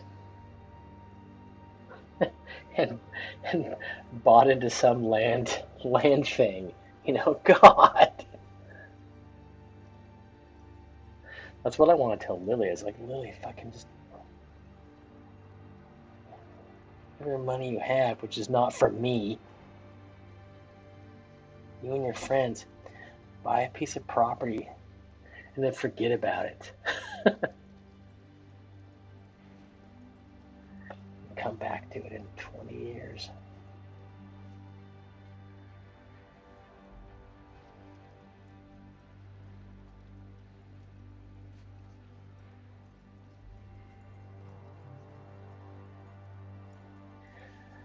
I said in 20 my class, I know. We all, yeah. Everyone says it though, right?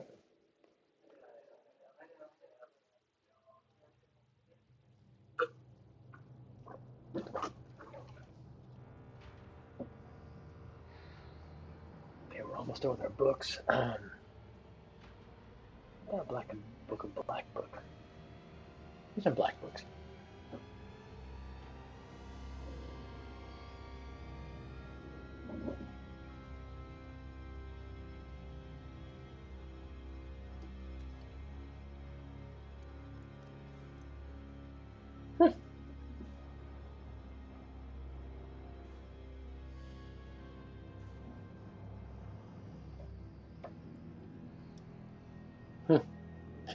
Let's come back. What are you saying? I feel like I should be learning something from this, but also I was going to.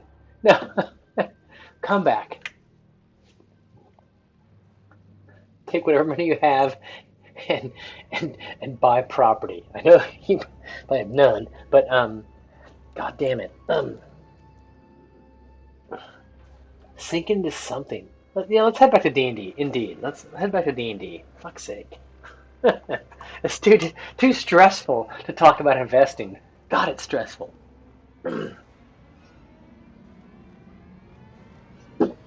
So,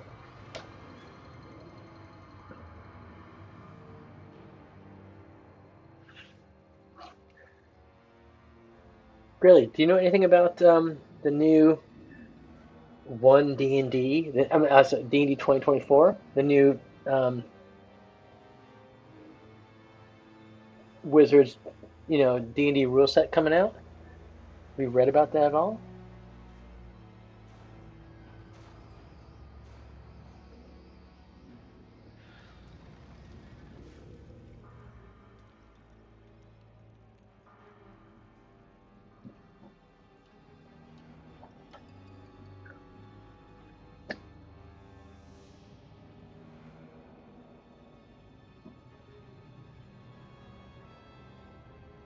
Jesus, far too much wet.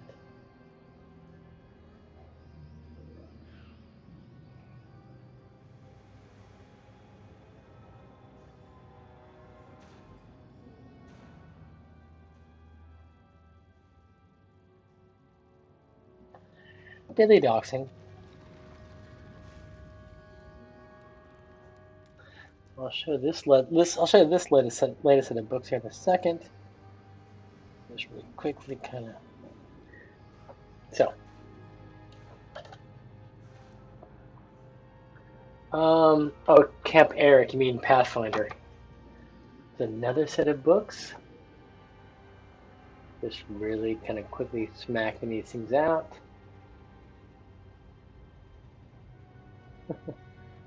They're so tiny, it doesn't really matter. Pop that off. Right there. I got 2 more sets of books before I can populate them in my bookshelf. Team Eric, yeah, I mean, I wonder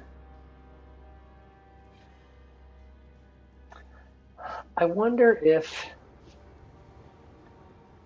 so D&D has ridden this high since COVID, and I wonder if it will be able to be sustained.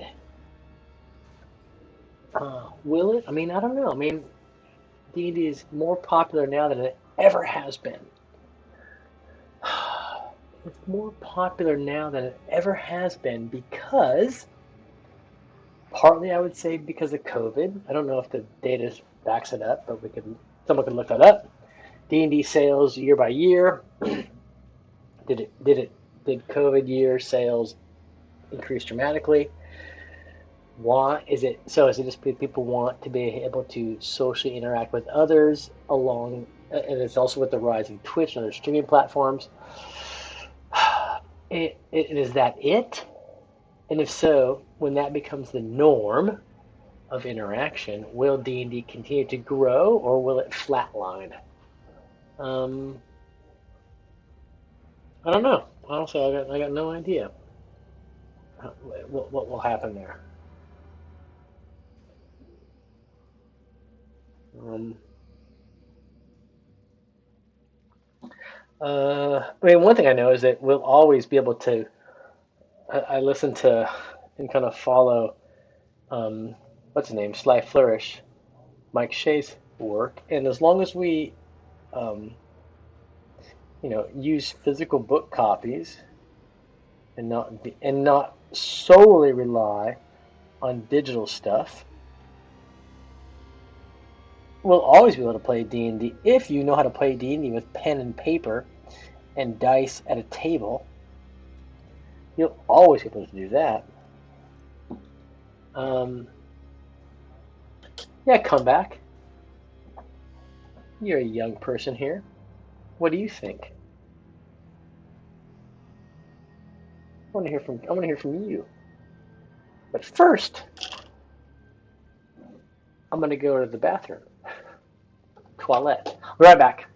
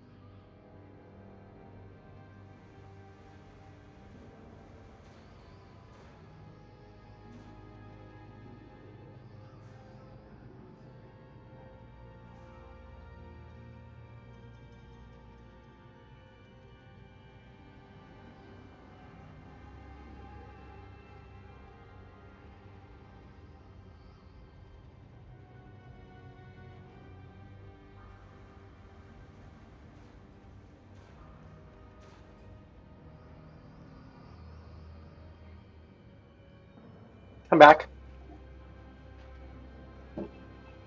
A small piece of leftover pizza from the kitchen. Comeback says, huh, what? Uh-huh. Huh. Hmm. come back. We're asking about the future of D&D, and you are the future. No, Greyhawk and I, we're old men. So you're the future of D&D. It's good pizza. Hmm. Um, yeah, it's the future of D&D. Is it? I know, because I think really analytically about this. D&D is about community, playing with a group of people, storytelling. Even for the like one end of the spectrum is mechanical war gamers. The other end of the spectrum is thespian soliloquy speakers. So still, it's about being together with a group of people, coming together to create a story. Um,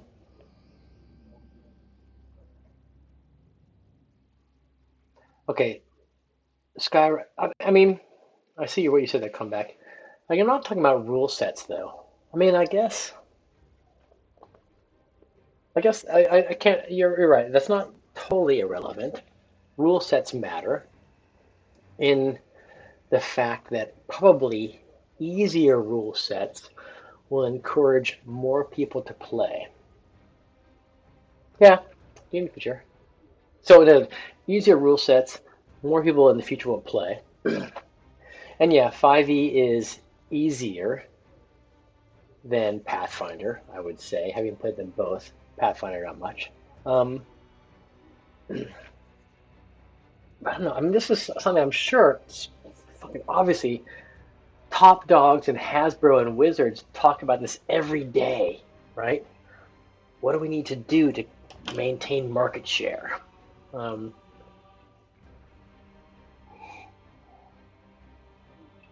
what do we need to do to grow the gaming public? Um,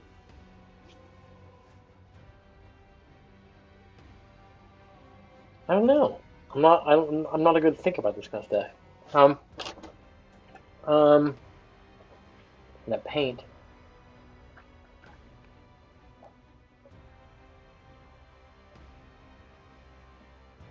A strange book color, but whatever. I mean, yeah, okay. I don't know.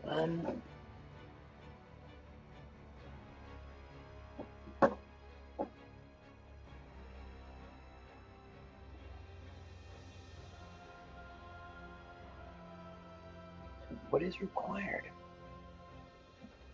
Well, I think Wizards is betting on a continuation of the digital landscape, right?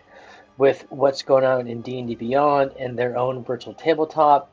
They're putting their money with the continuation of the digital um, sphere for D&D. However, if you listen to guys like Sly Flourish, Mike Shea, um, we need to make sure that we, we participants in the hobby um, maintain an independence from that. So no matter what happens with those platforms, as long as we have books and pencils and paper, we can play. It really makes me think about um, sorry, Fahrenheit 451, the book I just read last week. I've read it before, a long time ago in high school, but I read it because my daughter's reading it for NCA level 2 English. I read it again to talk to her about it. And yeah, as long as we can remain independent from the powers that be, you can do whatever you want with D&D. And by D&D, I mean in general, tabletop role-playing games. I don't. I'm not a good futurist. I'm not a good thinker about what will happen. I'm an archaeologist. I study what has happened.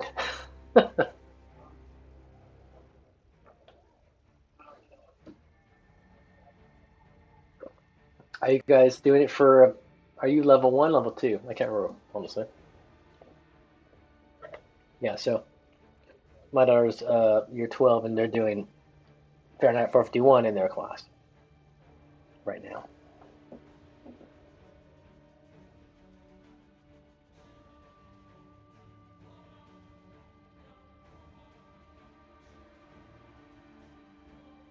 Have you read that book, Comeback? Because my God. I mean, as you probably know, or at least you've been told, is a classic. And why are certain pieces of art classics? It's because they speak to the public irrespective of time. So Fahrenheit 451, which was written in 1952, is as relevant right now, 70 years, 72 years after it was written, than when it was written in 1952. I'm just in this market. Okay, smart. Okay. Read Fahrenheit 451, please. For God's sakes, read the book. It is it is about engagement with the world and history and community and what happens when we don't do that. So you can imagine all the parallels with the rise of social media and the increasing balkanization of groups of people. That is, increasing uh, people who just speak to their like-minded individuals without any kind of discussion of difference in opinion or outlook or history. God, I'm not describing it very well, but you simply must read that book. Aubrey Bell. What's Aubrey Bell? Well, no idea. Aubrey Bell is not a character in Fahrenheit 451.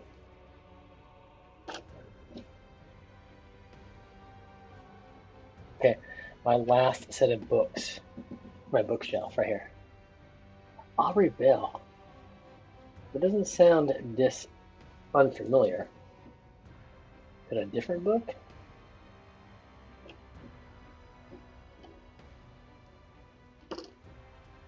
Yeah, nice.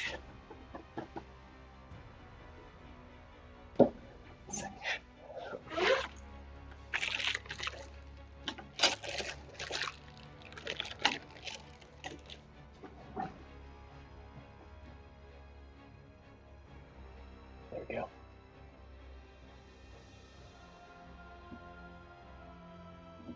There we go. Better. I'm gonna clean up this little piece of. So these are all the pieces I printed. Little tiny sets of books. Fuck. Amazing. Amazing I would do that. Anyone would do that. There's the bookshelf. In different work. Okay. Yeah. So the author of Fahrenheit 451 is a man named Ray Bradbury. He also wrote another one of his famous books is Something Wicked This Way Comes.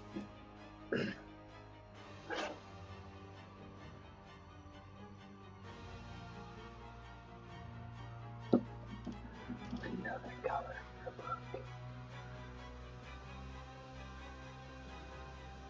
Do a gray book. Books can be gray, can't they? Oh, that's burnt umber. I don't have that. That's fine.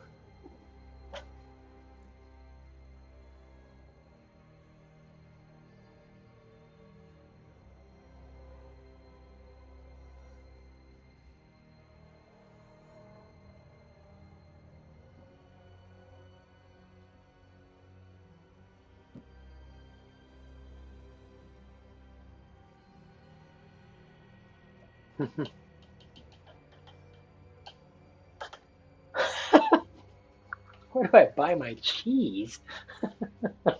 that's that's a funny comment. Um, I I I don't go to a cheesemonger. I buy my cheese at Countdown. So where is the cheese shop in Henderson that you recommend? Now I'm curious. The Belgian you. I'm very curious. Where's this cheese shop? I love cheese. However, Loki's not a foodie, and cheese is not her favorite. So I love blue cheese and different kinds of cheese and stinky cheese. Not Loki at all.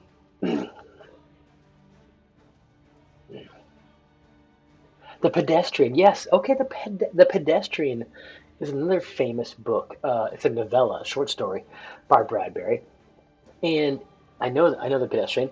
It's he is walking. The book is based on his his real life, where he was in the 1950s or 40s maybe, walking in Los Angeles with a friend of his, just walking around, and he was stopped by a policeman, and the policeman asked him what they were doing, and Ray Bradbury was rather flippant and smart to the officer. He said, "Oh, we're just enjoying." He said things. We're just enjoying the world. What are you doing? Yeah, and the officer was, yeah, not having a bar of it, and so Bradbury was almost arrested just for walking around, and that's one of the kind of uh, um, events in his own life which influenced his writing of Fahrenheit 451.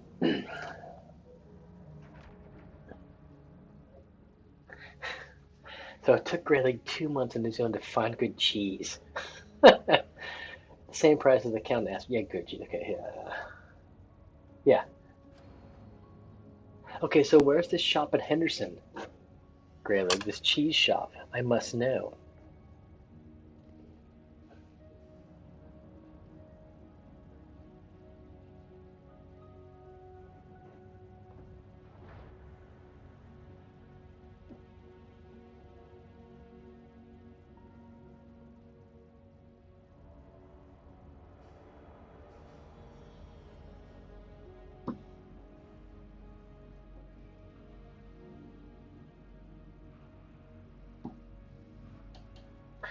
It's Go Dutch. Next to the mall? Oh, next to the mall. Okay, yeah. It's not Lynn Mall, but the mall out in Henderson. Okay, yeah. West Center, what it's called. Okay. Um, Go Dutch. Okay, bring a taster. Okay, and I'll check it out. It's unfortunate Loki's not a cheese eater because I love cheese, but I don't, you know, it's also not good for you, right? So,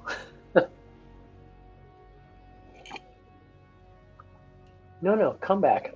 The Pedestrian was written by Bradbury, who also wrote Fahrenheit 451 and Something Wicked This Way Comes. So, those are all the same author.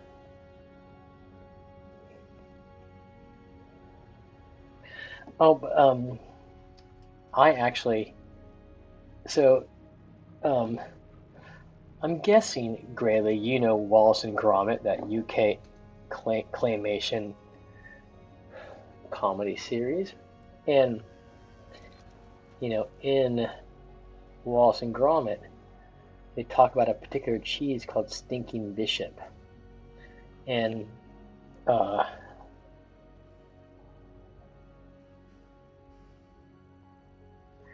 when we lived in the UK, um, it was at, fuck, what's it called? Not Selfridges. Maybe it is Selfridges. There's a couple super high end department stores in the UK. Yeah, Selfridges. And in their cheese shop, I bought some Stinking Bishop, and I actually couldn't finish it. It was so hardcore. So talk about smelly cheese. It was off the charts, and I seriously couldn't finish it. Um, I felt yeah, I felt bad that I couldn't finish it. So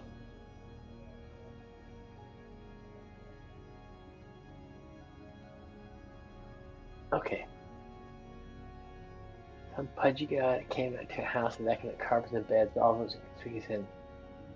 But that storyline does not ring a bell. Sorry.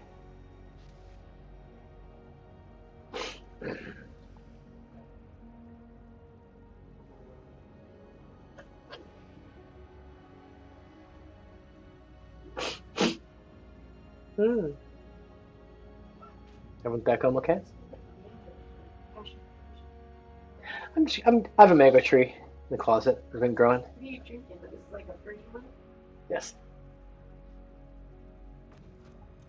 And I have a mango tree in the closet. Yes. Hi, she says. But not really.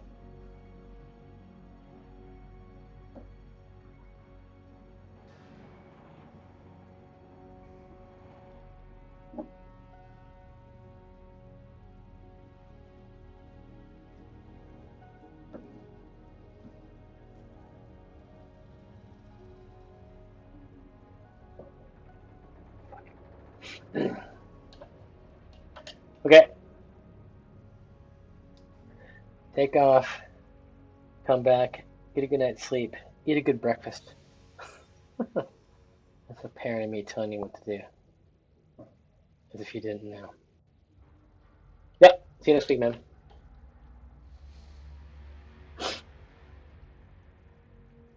Tell your friends about us.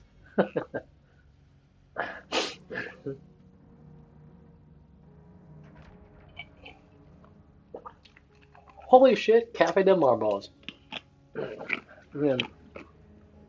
Cafe, I have not yet organized the meeting for you, me, and Thane. I just haven't got around to it. And I apologize. I'm going to Rome in 10 days too, so I'll try to get it done before I go to Rome. So next weekend I go to Rome, and so life's crazy for you. What's going on besides just work stuff?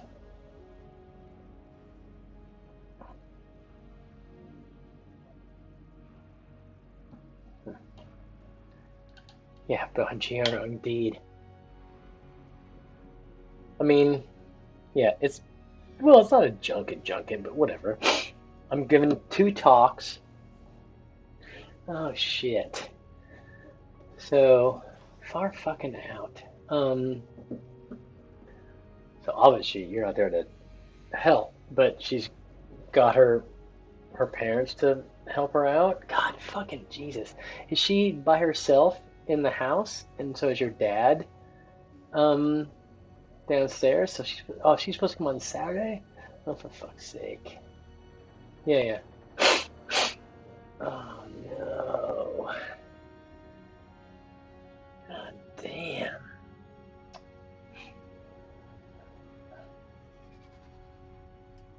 Oh man, I'm sorry about that.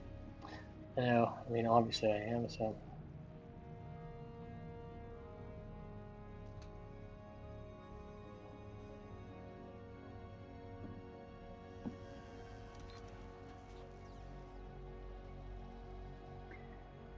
anything I can do? I mean, I'm sure you have lots of people chiming in, but anything I can do, like take stuff or take her things or whatever. I don't know anything.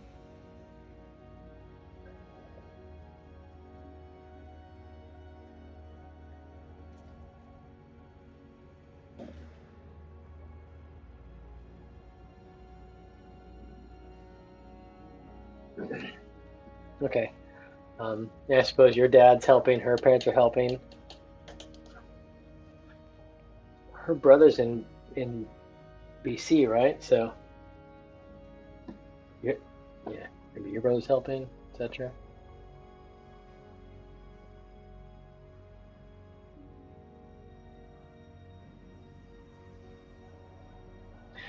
Patricia was on a bit ago. We'll be off now.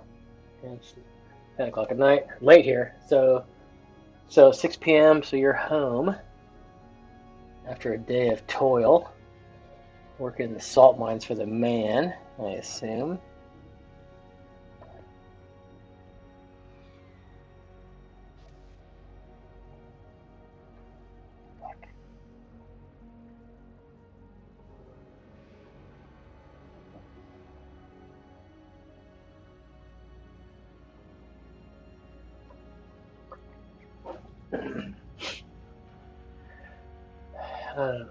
Okay, nothing's going on, so just it's week 5 of semester.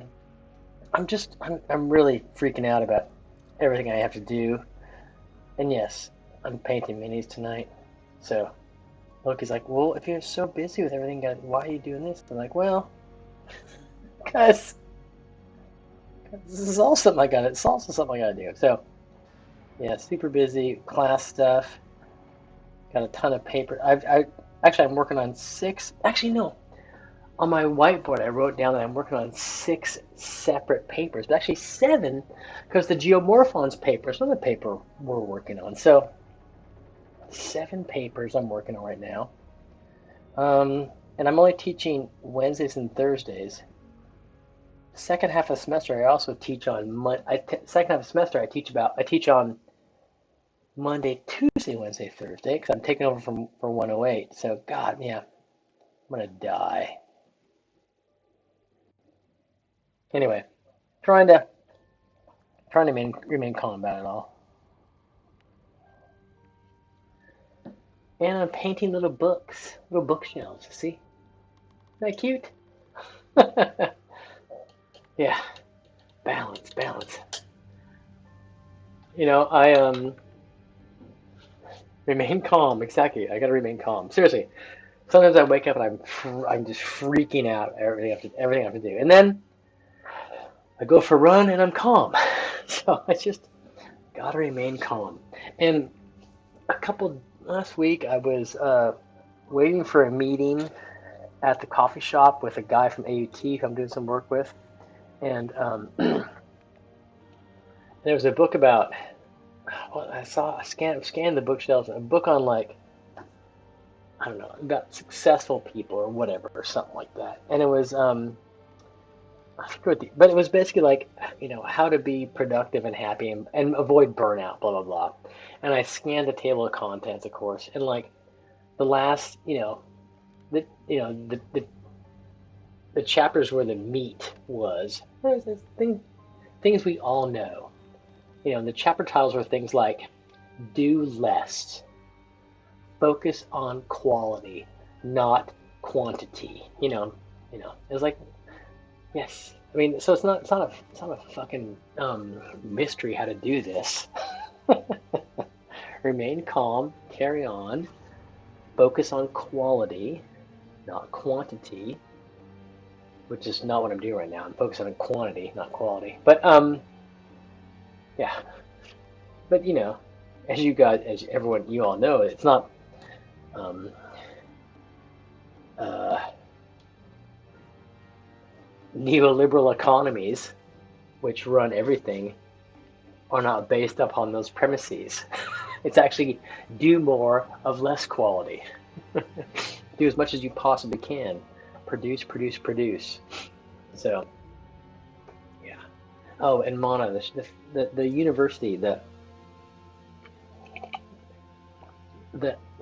I'm gonna sneeze. Uh, yeah. the the university is is such a giant dumpster fire right now. So um, we just literally last week got a directive from the central admin and telling us that all faculties that we need to reduce the number of courses we teach in 2026. Absolutely. Preferably, we should be reducing courses in 2025 as well. Now, this was billed as a directive to reduce staff workload. But really, what's going on is that the university is mandating two new kinds of courses to take over from Gen Ed. One kind of course called Waipapa Taumataro, which is a university-wide course about place and history in New Zealand and Te Ao Maori. And all students is a required course for all students beginning in 2026. So what is going on is the university has now realized they don't have the space or the teachers to teach that course, whereby every new student in semester 1 of 2026, 6,000 students, for example, has to take this course. They need massive amounts of room, massive numbers of teachers, massive numbers of tutors. And so they're having us cancel other courses to teach that course, as well as what's called transdisciplinary courses, which is another kind of course which is taken off from Gen Ed. And so it's really not about staff workload. It's about the total fuck up that the university higher admin has made in their lack of planning for this. I know. So literally, we had 1 week to respond with how we're going to reduce the number of courses we teach in 2025. That's in 5 months. And 2026. And it's mind-boggling. It's just mind-blowing how effed up the planning for this was. Yeah. So that happened like the last 10 days. It's just stunning. Stunning. I mean, I was talking to our dean, and I was like, when are heads gonna fucking roll in central admin? They totally fuck themselves through their lack of foresight. Totally. So why is there not mass firings in the central admin? Because they effed everything up. And yeah, not going to happen, of course. The mass firings will occur elsewhere. But yeah, so that's one thing that's going on. Also, I don't know if you know this, Cafe, but they've now officially merged the Faculty of Arts with Chi and the School of Music. So we're now a new super faculty, including Chi, Creative Arts Industries, Arts, and Music, in a giant faculty to be run by a new dean, a woman named Nuala. Oh, I know her. I've served on committees with her. So we have a new dean beginning in January 2025. So it's just like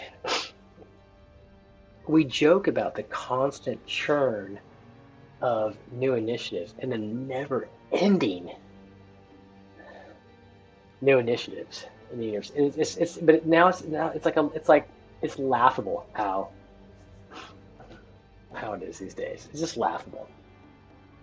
Yeah, so that's what's going on. How are you? You should talk to Patricia. Maybe you have about this whole stuff. It's just crazy. Just crazy.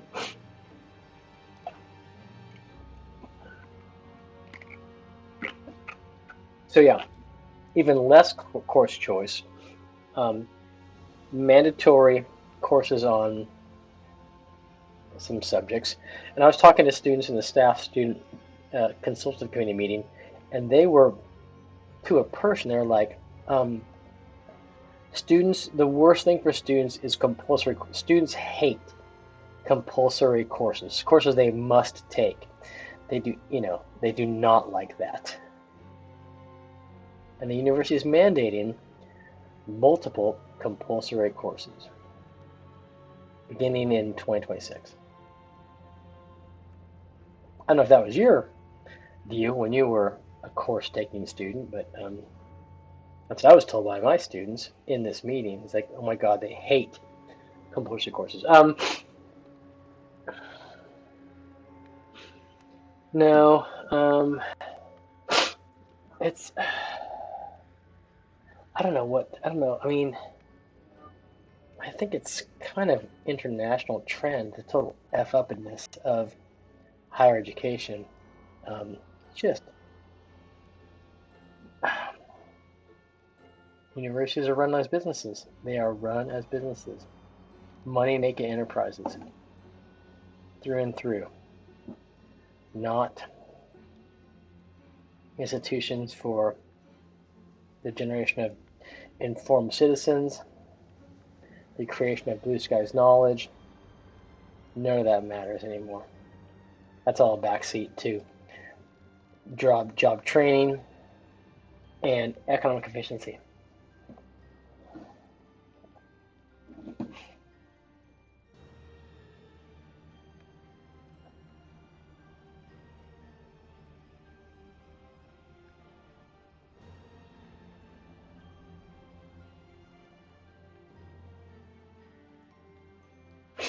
It's yeah.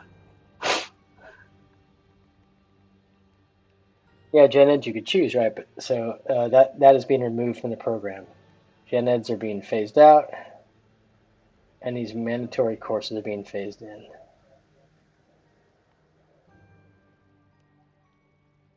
What gen ed courses did you take?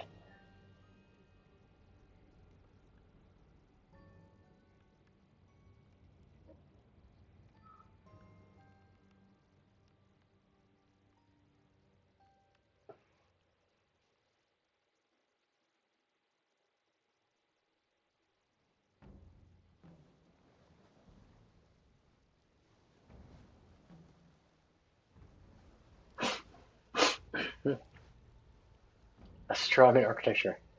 I took astronomy. I took astronomy in undergrad. I did. It was a cool course. You can impress chicks with it. You can talk about like the Pleiades and shit like that. Oh, that's Saturn, babe. That's not a star. It's a planet.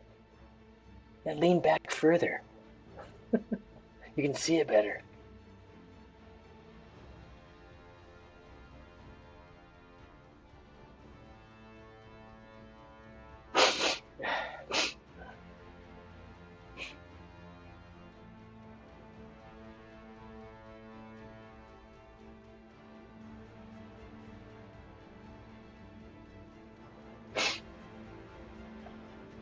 No, I did like astronomy.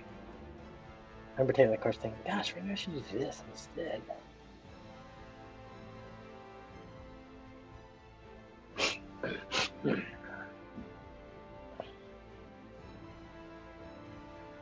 Anyways, man, I will. I mean, let's try to meet with Thane before I go to Rome. Meaning next week. Is still kind of a 6 a.m. time slot best for you? Does it matter what day of the week? I did mention to Thane, and he was like, "Yeah, we should definitely meet." So he's into it. I just got to figure out what day is best for you, because you can probably meet anytime.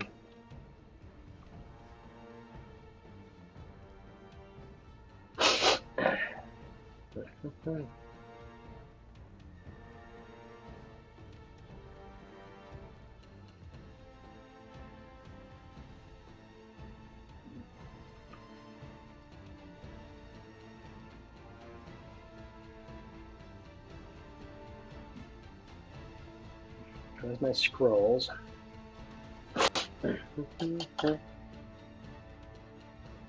Oh yeah, okay, yeah, totally understandable. Okay, so I'll maybe Thursday, Friday, but I'll email both of you.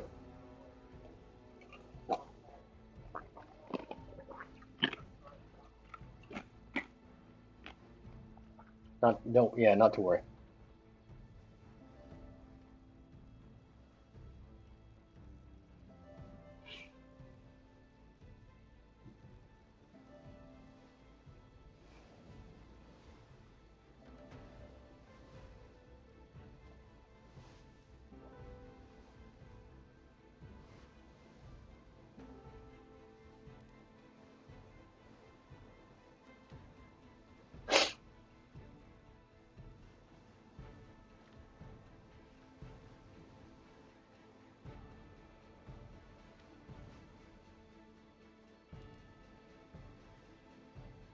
Okay, there's the scrolls in the bookshelf.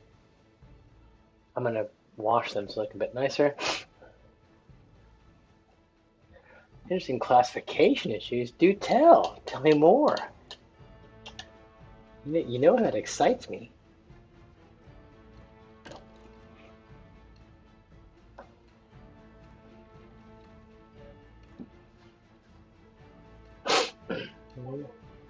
Good night.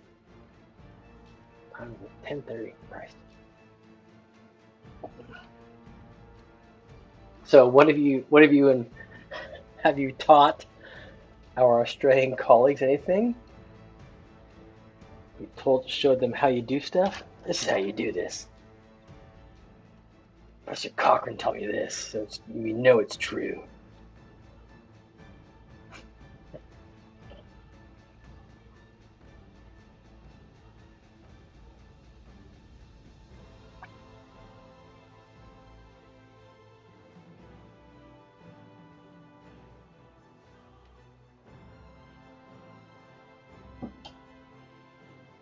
Ah, complexes. So sets of sites brought together into one thing, one management unit that has nothing to do with research questions or anything else real, I can guess.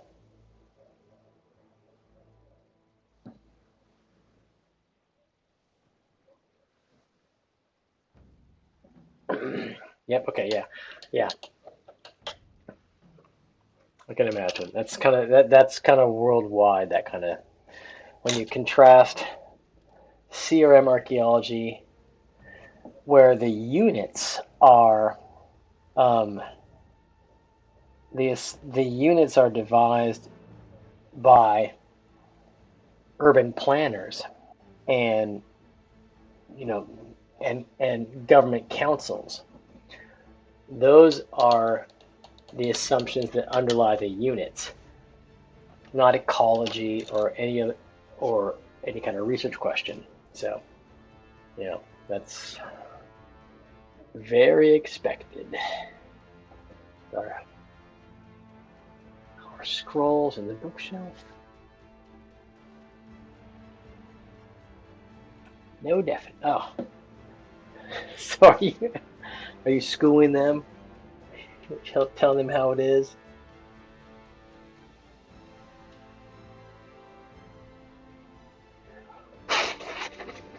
Yeah, common sense. All common sense. Understandable.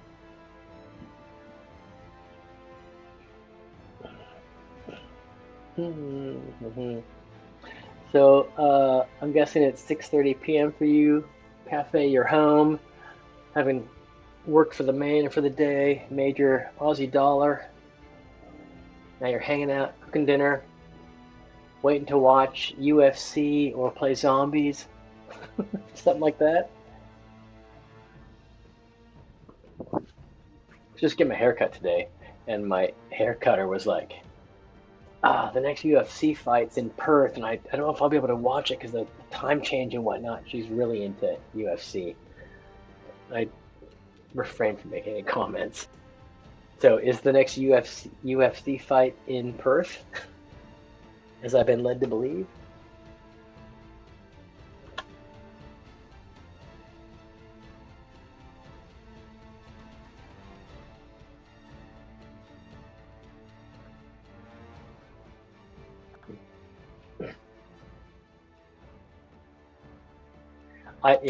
I don't fucking follow that barbaric blood sport at all. So, yeah, you bought a car. What kind of car are you? So, what kind of car did you buy?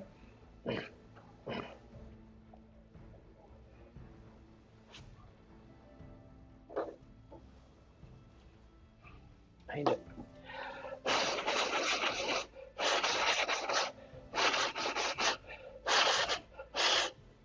2019. God, oh yeah, I was telling you I bought another motorcycle last week. I bought a motorcycle that's 30 years older than that. 2019 Hyundai. Nice. I don't know what that an i30 is, but yeah. Um, so Julie was supposed to come over on Saturday for like permanent, like she was moving over or just visiting. So if she had a seizure, she can't get on a plane for, is there some like stand down period or something like that before she can get any insurance that allow her to fly there? Permanently, okay. Fuck. So when's her last day of work in the museum? Or has it already transpired? Fuck. Yeah, it just happened, so you don't know. Fuck. Oh man. Yeah, that's shitty. Oh, she finished last week. Okay, so she's a woman of leisure right now. Wow. Oh my goodness. Yeah, I'm saying, man, that is stressful stuff. I mean, you're dealing with more stressful stuff than I do. Look at my little books in here and see what they look like in my little bookshelf. Like Seth's Christmas Village.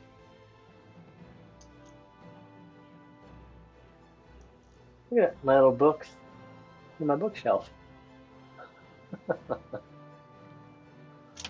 them all out. Okay, I gotta do those scrolls. I should do a Christmas bookshelf, like a little elf, little stockings. It's Seth. So I'm gonna go to SAAs in Colorado next year in 2025, like in March.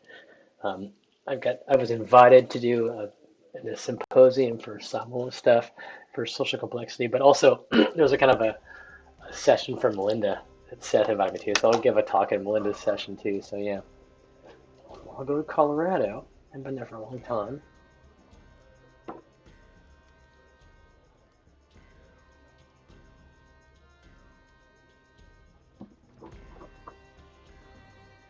Samoa World. Not really. The samples are still with the irradiation people. I guess they have to irradiate them twice. They have to let a week between. They zap them, wait like 2 weeks and zap them again. And they've been zapped twice now. But now I'm waiting for NPI to say, yes, you can transfer them back. So hopefully I'll have those things maybe next week. And I'll start going over them and getting date stuff sorted. Elsewise, Samoa stuff. I talked with Dion a bit in the last couple weeks. The burials from Savaia, a student here is working on them with Judith, and we talked about that because I got an out of the blue email from researchers in like Wyoming that wanted to do DNA on those burials, and they emailed me directly and asked if I could ship them the bones. And I was like, what the fuck? So I emailed Dion and we met online. And I was like, oh, I'm so sorry. Those guys called me and I talked to them and I said something like, yeah, it might be possible. Right now, Ethan Cochran's got the remains, blah blah. And so they emailed me out of the blue and total vultures. And so I emailed. I was like, Dion, these folks emailed me and they want me to send the bones. And I'm like, that doesn't sound right at all. And Dion was like, oh yeah, it's my fault. I told them about your work with the bones and blah blah. And so, yeah, so things are the same in some. Oh, the job, it's totally dodgy. Yeah, we should set up a meeting. Once I get back, I've been delaying working on it. My excuse is I don't have the samples yet. So once I get those things, I will then go through them all, and then you and I, we should meet and agree upon. I'll say here's the things we should date. What do you? I'll send it to you in advance, and then you can look at it, and then we can talk about it. How's that sound?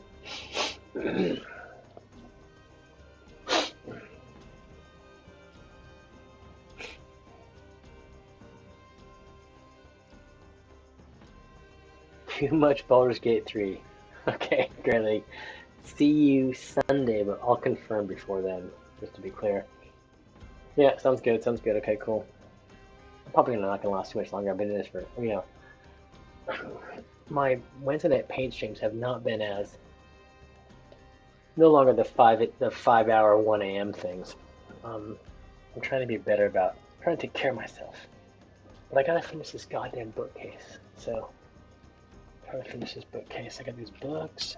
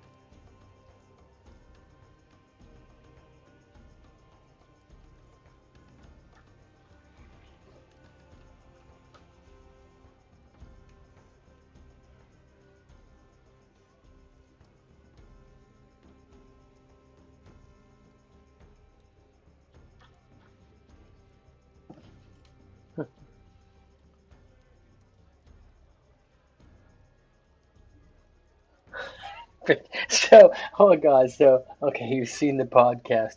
Have you listened to it? No, I'm not doing OnlyFans. Um,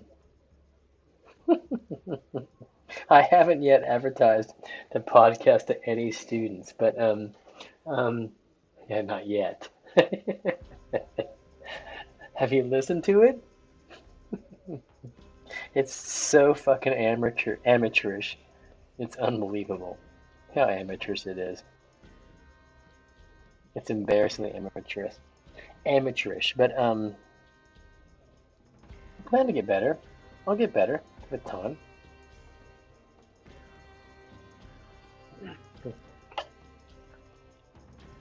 Yeah, yeah, don't bother. Don't bother listening to it. It's really so fucking amateurish. It's yeah, it's hard to take. Agrax.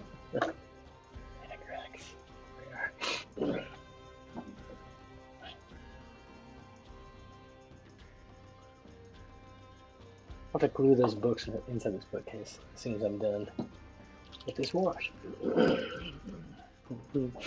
Yeah, don't. God, it's so bad. Well, it's really just me shooting the shit. Nick is not. He's not into it. He's like, I don't fucking want to be here. I'm like, come on, dude. We got it. We got this. Is gold. This is gold. This is golden. We gotta do this. Um, he's so.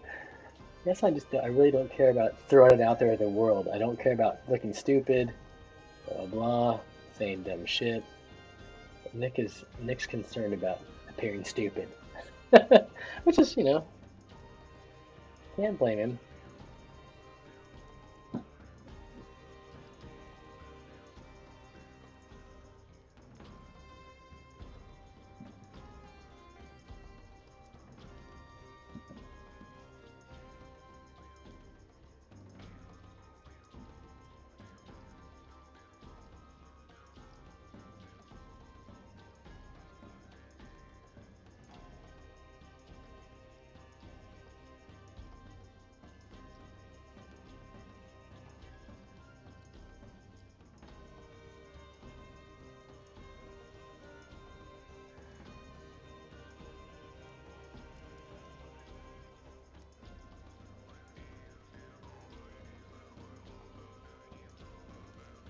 Um, no, they did not. They hired yeah, that so that they hired a woman. I can't remember her name, but she's a former student of theirs, and I think everyone's happy. Dion was like, yeah, this person will be good. She's a former student. She seems, she seems, with it together, etc. Yeah, so they did not hire Craig, and I didn't ask about how close it was or whatever. Actually, the first time I asked, Dion didn't have any answers because, like she told me, the entire HR department was on holiday.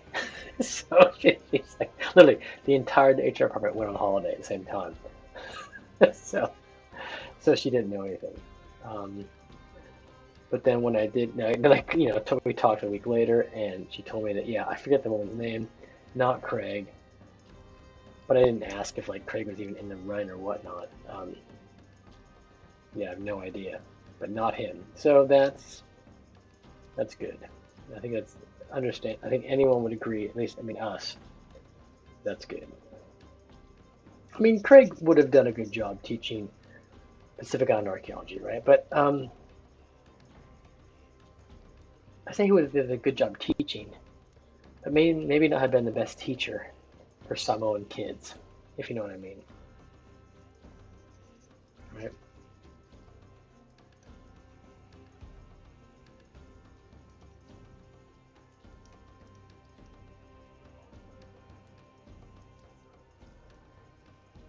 Wow, this takes a lot of effort. Goodness.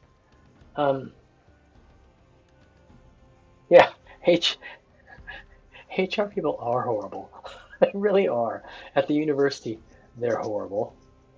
At least HR administrators, kind of like the coal face HR folks, they're probably just trying to do their job. But like the admin, like the higher ups, The higher ups are horrible, horrible people. Why you would ever get into that job, I don't know. What would compel you to want to be in HR? I mean, really, why would you want that job? Except that you could maybe you make lots and lots of money. So why else would you want to do it? It's a horrible job. No one likes you. You're a horrible person.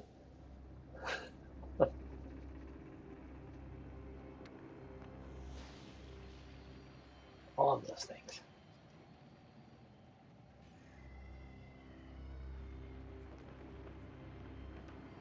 But otherwise, personality tests for team day, dude, where you just fucking dying?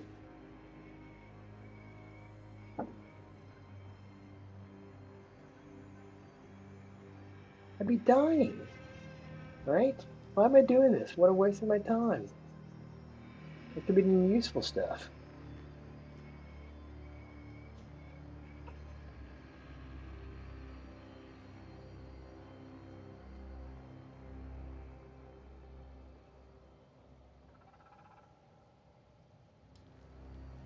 No, I've been dying. I'm already dying thinking about it.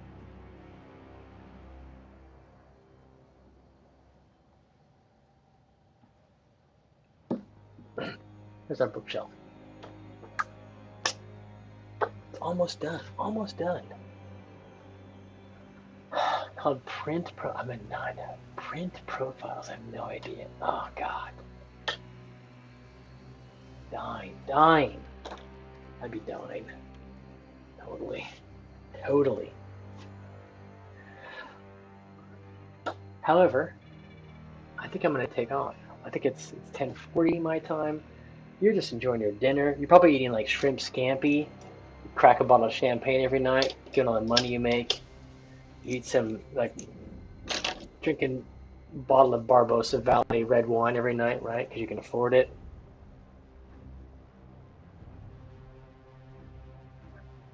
Wants peace, harmony, and knowledge. Lazy. You're rolling it in there. Yeah. You're just, yeah. Probably, you'll buy another new car. If your car's parked the wrong way in the street, you'd rather just buy a new one instead of like actually move your car. That's a little joke.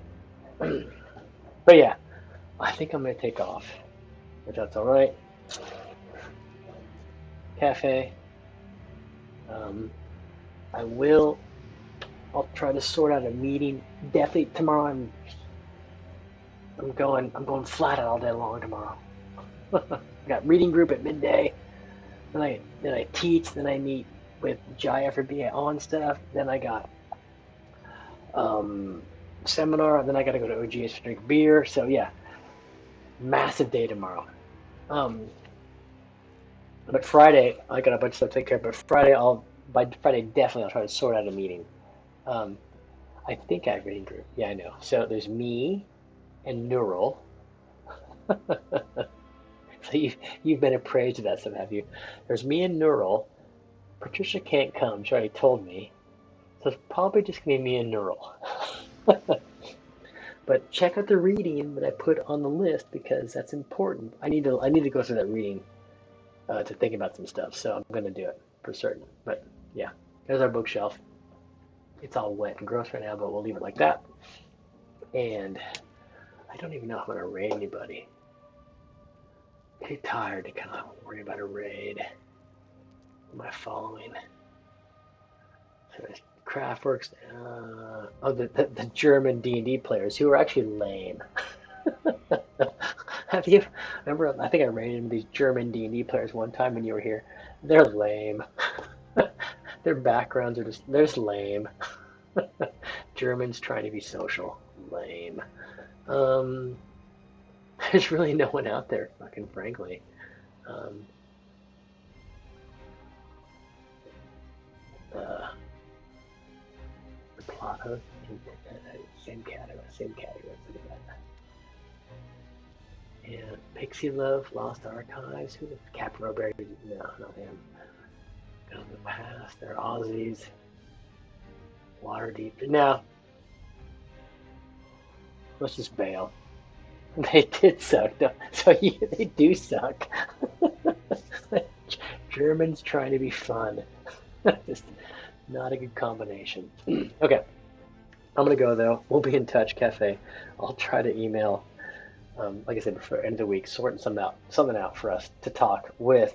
But again, if you can't because of your stuff, that's totally fine, and we'll sort it out when I get back from Europe.